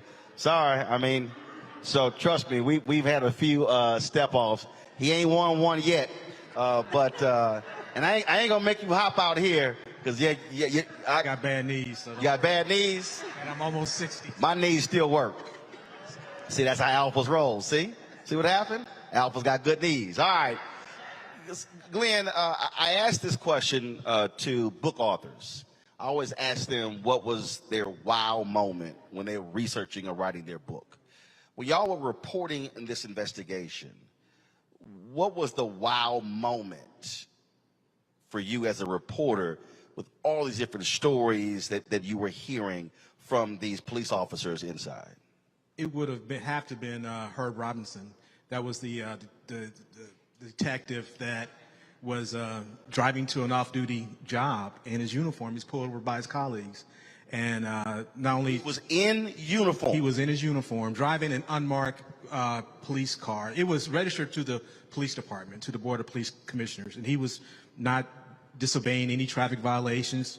When he changed lanes, he put his blinker on, and he drove the speed limit. In fact, he was driving down Blue Ridge near Snybar. For those, that's the eastern part of Kansas City. It goes into Raytown, and the two officers, they were in the right turn lane. They saw the car, switched lanes before the lights changed, and proceeded through the intersection, followed him for about a mile, and then they pulled him over. And when he stepped out with his uniform on, and they were shocked. And not only just hearing about it, but getting the videotape, and also talking to now he's Sergeant Robinson now, and that was probably one. Also finding out that the chief was not sincere when he kneeled at a protest. He wasn't sincere. Matter of fact, he said he did it, and he didn't necessarily mean it. In fact, he did it to protect his officers. This was in May. Steve, is that correct? Of last year. It was during the height of the protest, and the police department decided to have a unity march where they, after days of unrest on the plaza, they decided to have a unity march. And at the end of the unity march, at the behest of the mayor, he took a knee. It took Rick Smith, I think, 4 days before he actually said Black Lives Matter, or even uttered the name George Floyd. So I can understand, so in talk with that, there was another detective in homicide who was, I would say, her name is Heather Leslie, and we found some odd of things that happened with her during the protest. She was at the police headquarters, and she looked at a monitor that was position on the plaza during the protest, and she said, you want to know why there are any black people out there protesting, and to no one in particular, in a room full of homicide detectives. And she said because the black people are too damn lazy. They're too lazy to get off their asses. And so not only to get that, but also get an internal memo that outlined all this. And this was written by a white homicide detective, because there was very concerned about what went down, how that went down. So there were a lot, to say the least. This was an extensive investigation. How long did y'all report on this? I spent a year of my life reporting that, as well as some other things that happened along the way. The Eric DeValcanair murder trial, the effort to get rid of the police chief, an effort ushered by some members of the police board. And that's all this happened during COVID. So we got extensive records, settlements, internal documents, lawsuits, legal documents, talked with a lot of black officers, both on the record and off the record, some who have left the department, some still remain with the department. So it was quite an extensive effort. And was it also surprising to you and the other reporters, with all of this reporting, all the things y'all laid out, that the head of the board, President Tolbert, wouldn't even comment, wouldn't even talk? Yes, that was quite surprising. And I went to him on numerous occasions, in person, text, called, went to police board meetings. Matter of fact, I reached out to all of the members of the police board and talked to them like, you guys need to comment about this issue. I mean, you've got officers talking about rampant discrimination in the department, and none of them would comment. No. The mayor did. We met with him. We actually showed him the video of Herb Robinson, and he talked about that. We also showed him some of our other findings and so forth. So no. So aside from the mayor, no other police board member talked about our findings. I spoke with Kathy Dean early in the process about recruiting and retaining black officers, but when it came time to us to actually get ready to publish, went back to them again, emailed them, went to them in person and asked them to comment, and they collectively said no. Wow.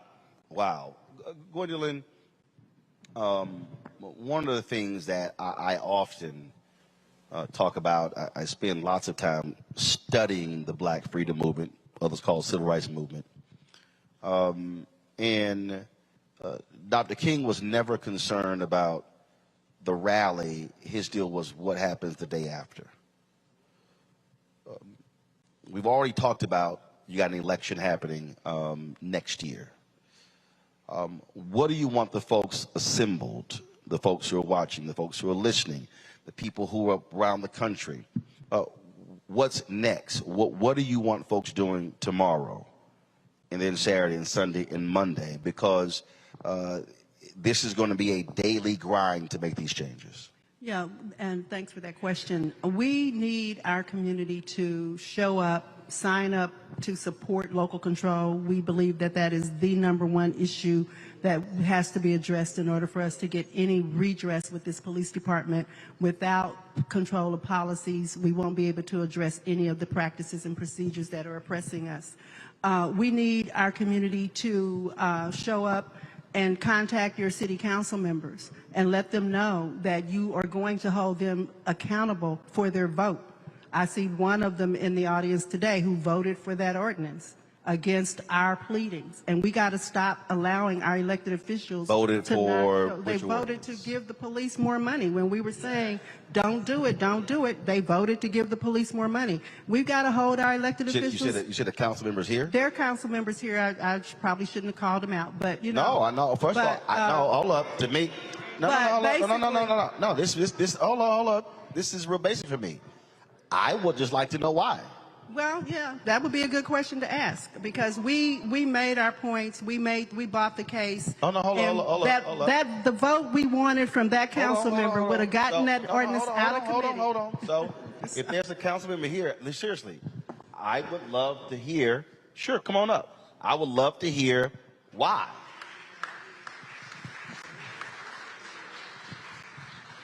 I ain't got a problem asking a question. Go, step on up. If you can grab that microphone there. And so what's your name? Good afternoon, or good evening, Councilwoman Raina Parkshaw. I'm Kansas City's 5th District council person. Okay, so somebody bring me a chair. So the ordinance that we're talking about. So were you on the council when they voted to withhold the money and then they were overruled? Yes. Okay. So then when y'all had the opportunity, so according to Gwendolyn earlier, she said the judge said that the money had already been allocated, so therefore y'all couldn't you couldn't hold the money back. Yes, and okay. I supported that. All right. So when you had the opportunity to actually do it the right way, what happened? So ultimately what happened was, you know, I found out after the fact that there were some meetings that had occurred, some strategy meetings that occurred prior to the vote that I wasn't privy to, wasn't aware of. But strategy meetings in turn with key elected officials, with I'll just say it, I'm gonna be transparent, with the mayor to talk about you know, to talk about the proposal. And I missed the first part. I was late coming in because I had another event, so I don't know exactly what was said earlier today before I walked in. What was said was that the city council voted to hold back funds. Then the board sued. The judge ruled against the city, but the judge did say that because the city had already allocated the money, they couldn't pull the money back. Right. The judge did say that if the city council chose to make a decision before budget allocation, that would be allowed. Correct. Yes. And so when it came down to it, the budget that was presented had $6.5 million allocated or put in for 911 operators that was in the funds that it was recommended to be put in a special fund or taken to, so that the council could then have more authority over those dollars. So I received a call 24 hours before that saying, we want you to support this, we want you to vote for this. Well, I know that we need 911 operators. I know that definitely I agree we need to have reform in our police department. I know that there are bad actors, and I agree with that. But I felt that it was too much to, at the last minute, that I didn't have information to say I'm going to vote to move all of this money aside, because I understand we need 911 operators, and the 911 operators budget was sitting there. As a council member, could you have pursued delaying the vote? Could I have pursued delaying the vote? Delaying the vote. So we couldn't delay it any further because we needed to, by charter, we needed to approve the budget, and it had already been delayed, and so we weren't able to really delay that. Otherwise, we would be with that, you know, we would be outside of the charter that we have. Okay. So ultimately, when it came down to it, you know, the vote that I took was to create a separate fund, but it wasn't what the Urban League wanted, or what the community members that called me, it wasn't what they wanted me to do. But honestly, I felt that it was too much to put at risk because there was $6.5 million set up, and that wasn't just about KCPD. So what I did try to do, because I was notified in the last 24 hours, was to try to see if we could move that $6.5 million so that then the 911 operators would still be whole. Right. Because we need that. Our community needs that. And so, but they weren't able to do that. You know, the other council member that was kind of working on it tried, that we weren't able to make that happen. So, Gwendolyn, you obviously been shaking your head. So I want you to respond. So go ahead. Yeah, first off, let me just set the record straight, because we made it very clear to you that the money for the 911 callers have been taken care of. Councilwoman Robinson told you, Councilwoman Shields, who is over the Finance Committee, went in, they fixed that budget problem, and that all we asked you to do was to vote the ordinance out of committee so that it could get to the council floor for a debate and to vote it up or down. We asked you for a committee vote, and you did not give us the committee vote to advance that ordinance so we could stand on the council floor and fight for it. That's what we asked you to do. Now, let me be real clear about the $6 million, because basically the ordinance was, what we wanted the ordinance to do was to set aside the $30 million so that the $30 million over and above the 25% required allocation could be used to invest in impactful crime prevention strategies, or for whatever the city council would have control over the $30 million, as opposed to giving it to the Board of Police Commissioners, which would have been in alignment with what you voted for the year before. So to muddle it all down into $6 million weed stuff, that was not what we were talking about that day. And that's what we asked you to do, Councilwoman. Just get it out of committee. And you gave us a whole lot of mamby-pamby responses to our requests, and then went down there and did not vote with the people. That's what really happened, y'all. And Ryan was there, all of us. So I'll allow the councilwoman to respond. Go ahead. I disagree, but you know, I am here because I care about our community, because I want to see reform. I agree with local control. I agree that we need to reform our police department. I felt with the information that I had in that moment that it would have been, could potentially been more detrimental to our community. I'm willing to come, which is why I'm here, to work on a strategy so that we can have the accountability that we all want, desire, and deserve. So I have a couple questions. Sure. So one, are you up for re-election next year? Yes. Are you running again? Yes. Will you commit to support the effort for complete local control of the police department? Yeah, I support that, but we need our people to come out. No. Wait, hold up. Hold up. I ain't done. So, will you be a part of this coalition to persuade other council members, and also to achieve that 40,000 number, to get 40,000 people in the city to back this, so when they come vote next year, that will be a significant voting block to make this city council move? Yes. Okay. The other question, more important than that for you, is in the next budget cycle, will you vote with the people to exercise control of the purse and not keep giving the police department money, throwing good money after bad? Will you do that? Okay, she'll answer. So what I will commit to is working with you and the organizations and the community to come up with a strategy.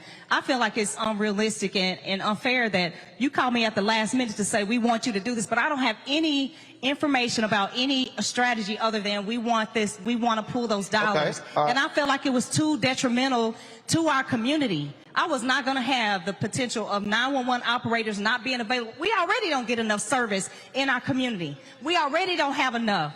So I commit to continue to sit and work, if you will have me, if you want to do that, to work on a strategy to do that. That's what I commit to. So hold up. So hold on. So when is the next, in terms of council voting on the next cycle? When is that? In April and March of 2023. Okay, before cool. the next election. All right, so here's the deal. What took place in the past has actually happened. So now it's, okay, what happens next? See, I don't waste time on what happened last time. My whole deal is what happens over the next year. That has to happen. So now, and we got about 10 minutes, and because again, I want to go back to it. And so, Ryan, I want to start with you here. We're talking about, again, this coalition. What do you want to see happen? What needs to happen to make sure that your legacy groups are fully listening to and respecting grassroots groups, community groups, so folks are working in partnership? Absolutely. I think, to me, we had that coalition letter, that open letter that we sent to Mayor Lucas. When was that?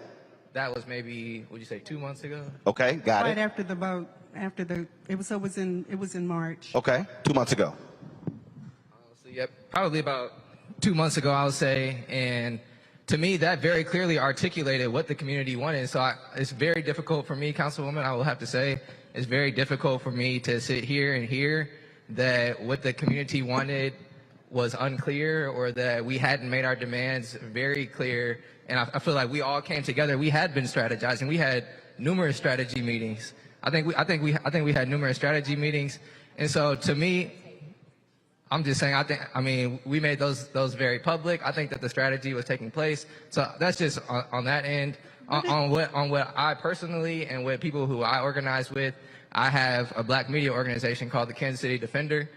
Everybody, I gotta plug my organization real quick, because I think that white media outlets in our city are not only complicit, I think that they're co-conspirators.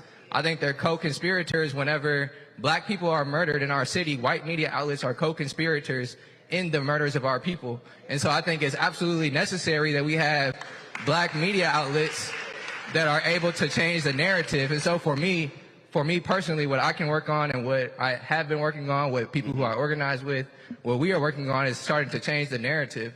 I think we have to regain control of the narrative, because when black people get killed, the police chief calls them a bad person, or he demonizes him, or he inserts anti-blackness into the narrative and criminalizes the person. Right. And so I think, once again, just for how I am personally organizing, how I support and my organization, how we support other organizations, is we're trying to change the narrative. I think that is relevant when we're talking about things like the budget, because that's also, once again, a political education issue. I think you brought up a good point, or I think someone maybe, one of the other panelists brought up a good point as well earlier, that when you ask people, do they want to be safe, then they might say one thing, but if you or do they want police, they might say one thing. If you ask people, do they want to be safe, that's a completely different question. And in the way that we achieve safety, there's lots of different ways that we can think about achieving safety. And so I think that's what we're working on, and we're willing to work with all the grassroots organizations. Cool. Like I mentioned, there's Operation Liberation who's doing great work. There's Friday Night Protests. There's a number of community organizations who we've been working with. I think the Legacy civil rights organizations have been doing very important work as well. So I think a lot of these coalitions have already been being built, and we have extended ourselves numerous times to politicians, and oftentimes the politicians don't listen to us, quite frankly, and that includes the mayor. That includes Mayor Lucas. We met with him beforehand.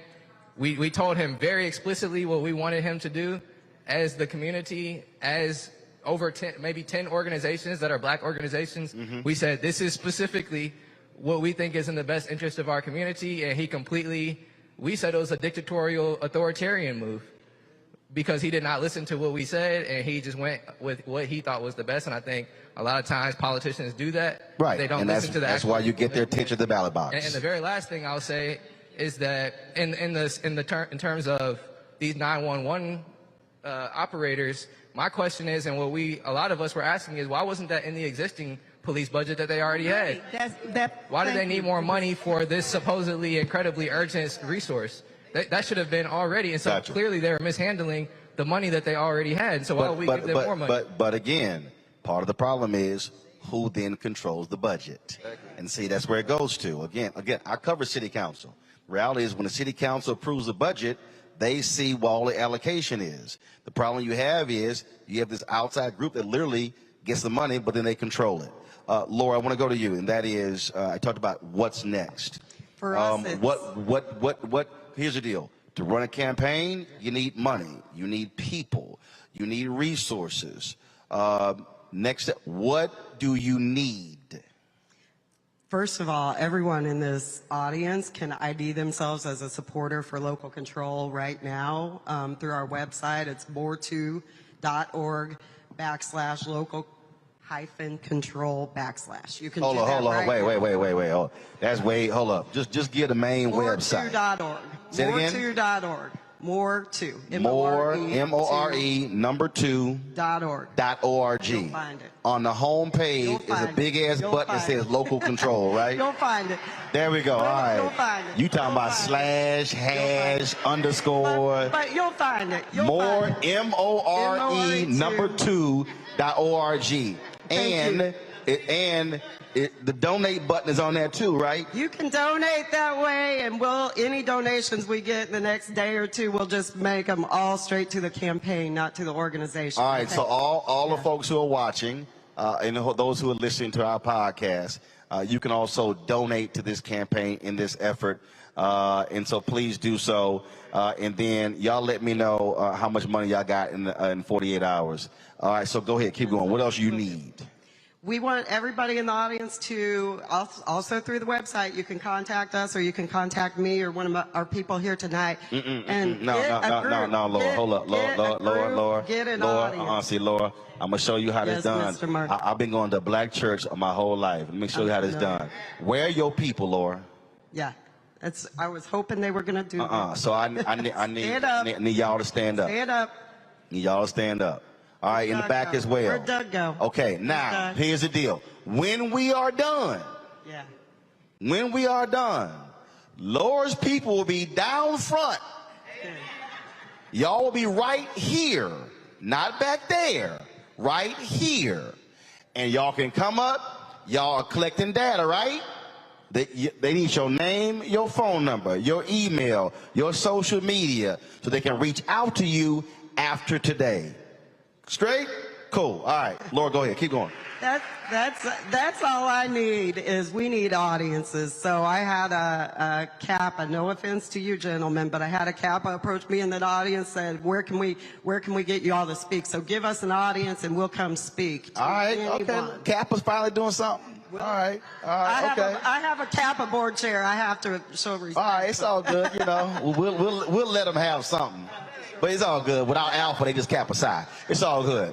All right, final comments from my panelists. Let me start with Larry. This event has been critically important for the community. You offer a lot of insight and advice, and I'm hoping, based on the conversations we had this evening, the coalition will continue to strengthen and also hold elected officials, accountable. And looking forward to hearing more about the story and elected officials supporting some of the initiatives the members of the community want. Reese. Yeah, I'm shocked you have not cussed today. Shocking. Well, hey, I'm on my best behavior. I just want to say I just think it's a wonderful display of democracy and civic engagement between the panelists, the audience, and the councilwoman who went up there and, her feet were held to the fire. But I think it involves everybody being involved and being accountable and pushing back and collaborating, because I think ultimately everyone wants the same thing, which is local control and police reform. So best of luck to you all and moving forward with this. Greg, and I was going to do it, but I want you to incorporate what Stokely Carmichael, Kwame Ture said, that about change has never happened because of one person. It's always happened through organization. Go ahead, Greg.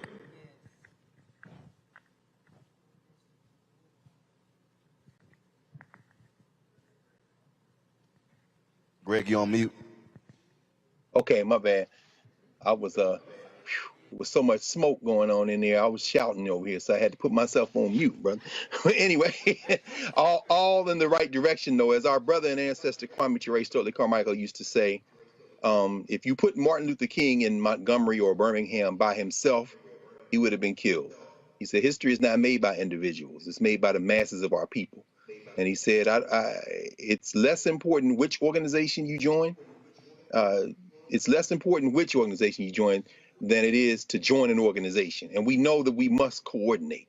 So what we've seen tonight has been inspirational, very sobering, but also we come out of this with a great deal of hope, not just for Kansas City, not just for Missouri, but for everywhere in the world where we understand when we organize and work together, the people are undefeated. And so I'll close with the observation that found its way in the musical form somewhere around 18th and Vine from that great ancestor, Charles Christopher Parker. Now's the time. All right. So I'm going to close it out this way. So I want everybody in the room, look to the person to your left. Then I want you to then look to your right. Then I want you to look behind you, and I want you to look in front of you.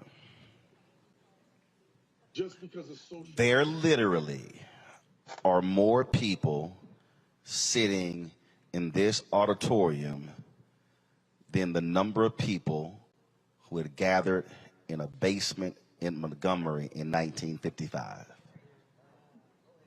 Let me say it again. That there are more people sitting in this room right now than the number of people who were gathered in a basement in Montgomery in 1955. I sat and interviewed Fred Gray, who came up with the Montgomery Improvement Association campaign. The Montgomery bus boycott lasted 382 days, but it was only a one-day boycott. 50,000 black people did not get on buses in Montgomery. And after one day, they then said, let's do 5 more. And then after those 5 days, they then said, let's keep this going. If you go back and actually look at the initial demands of the Montgomery Improvement Association, you will see that it was a lot different than what ended up being. So 382 days go by, and the Supreme Court rules that segregated busing was unconstitutional. It was that event, and there were certainly things that happened before that, Emmett Till's lynching on August 28, 1955, but it was that event that led to a 13-year struggle that we know as the Black Freedom Movement, some call the Civil Rights Movement.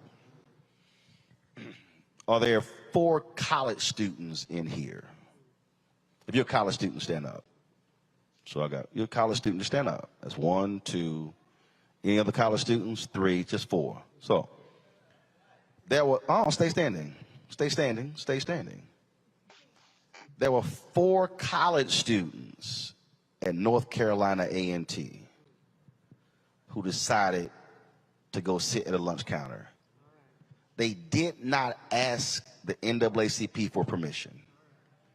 They didn't ask the Urban League for permission. They didn't ask the university for permission. They got together on their own and went down to the lunch counter. I spoke there a couple of years ago and actually met the brothers who are still living.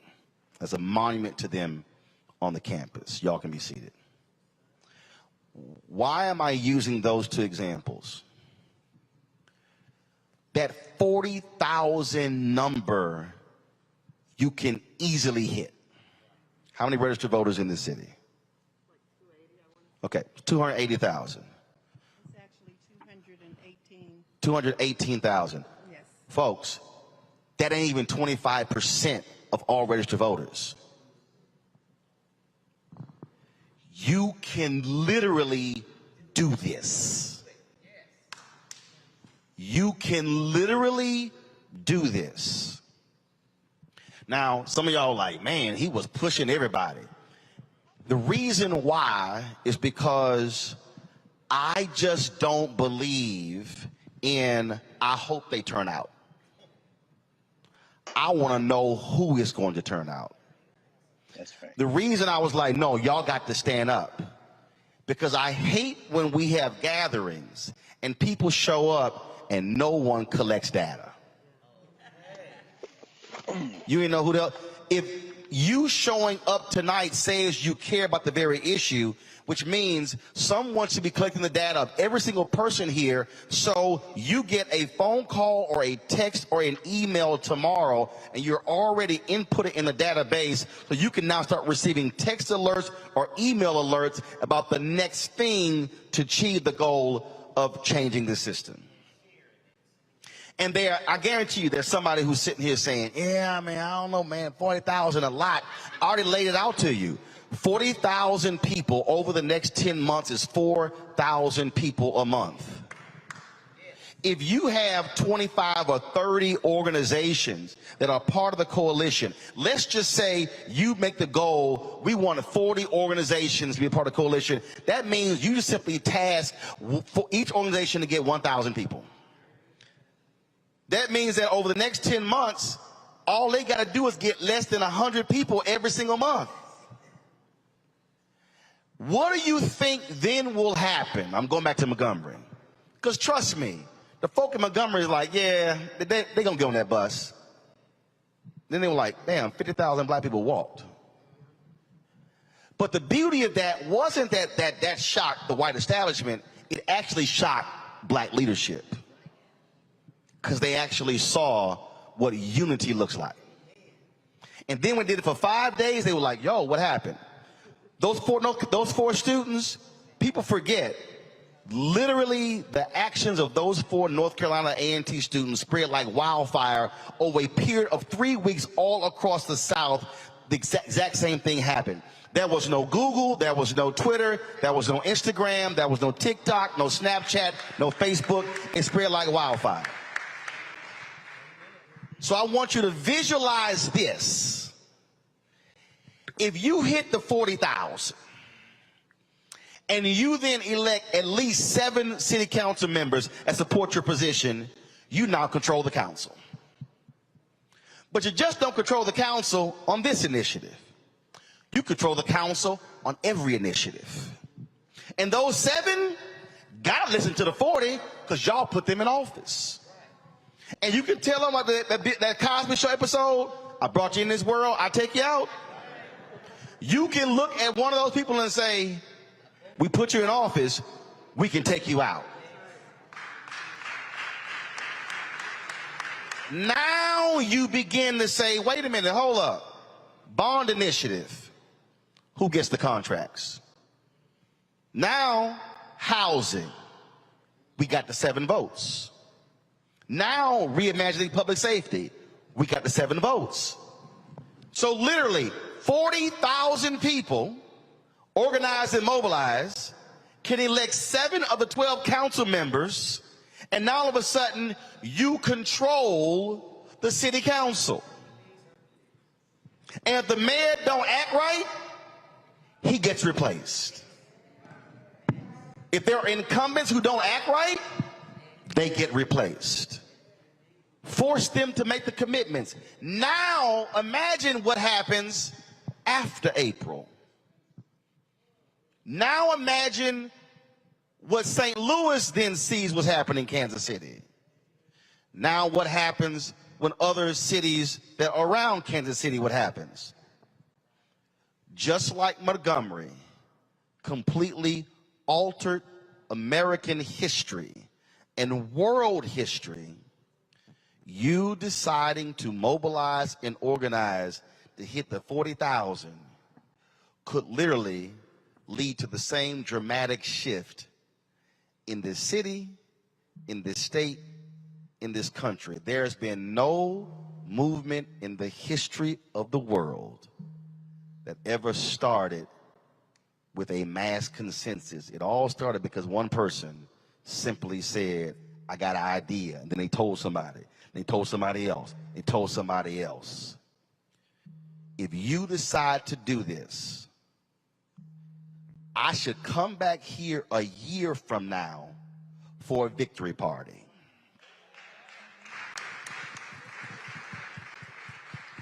A year from now, y'all should be celebrating like crazy because you did what everybody said could not be done. That is, you got black folks and white folks and Latino folks and Asian folks and Native Americans. You got folks who are straight and gay. You got folks who are conservative and liberal. But you got folks who say we care enough about our city that we should be controlling how our tax dollars are spent. And I can guarantee you this. If you do what we have talked about today, the folk at the state capitol will then be saying, damn, are we next? And your response is absolutely. Again, folks, thank you so very much to our panel. Thank you for all of y'all for being here. Thanks for everybody who are watching. If y'all want to support, again, more2.org. Give the Urban League's website. In a microphone, baby. ULKC.org. ULKC.org. I'm going to be checking back with y'all on that 40,000. I want to see where we going on that. And so, again, create the memes, push the videos out. I got 3.7 million social media followers, so y'all send to me, and I'll send it out as well. I ain't even going to charge you. But, again, let's make this thing happen. Kansas City, thank you so very much. I'm familiar with this. My late grandmother and my great-grandmother lived here. I hit my Uncle Marvin. He said he was going to swing by. So I have family who lived here in Kansas City. My Aunt Bobby Ladd, who passed away a couple of years ago from pancreatic cancer. They all lived here. And so, trust me, this is not the first time I've been here.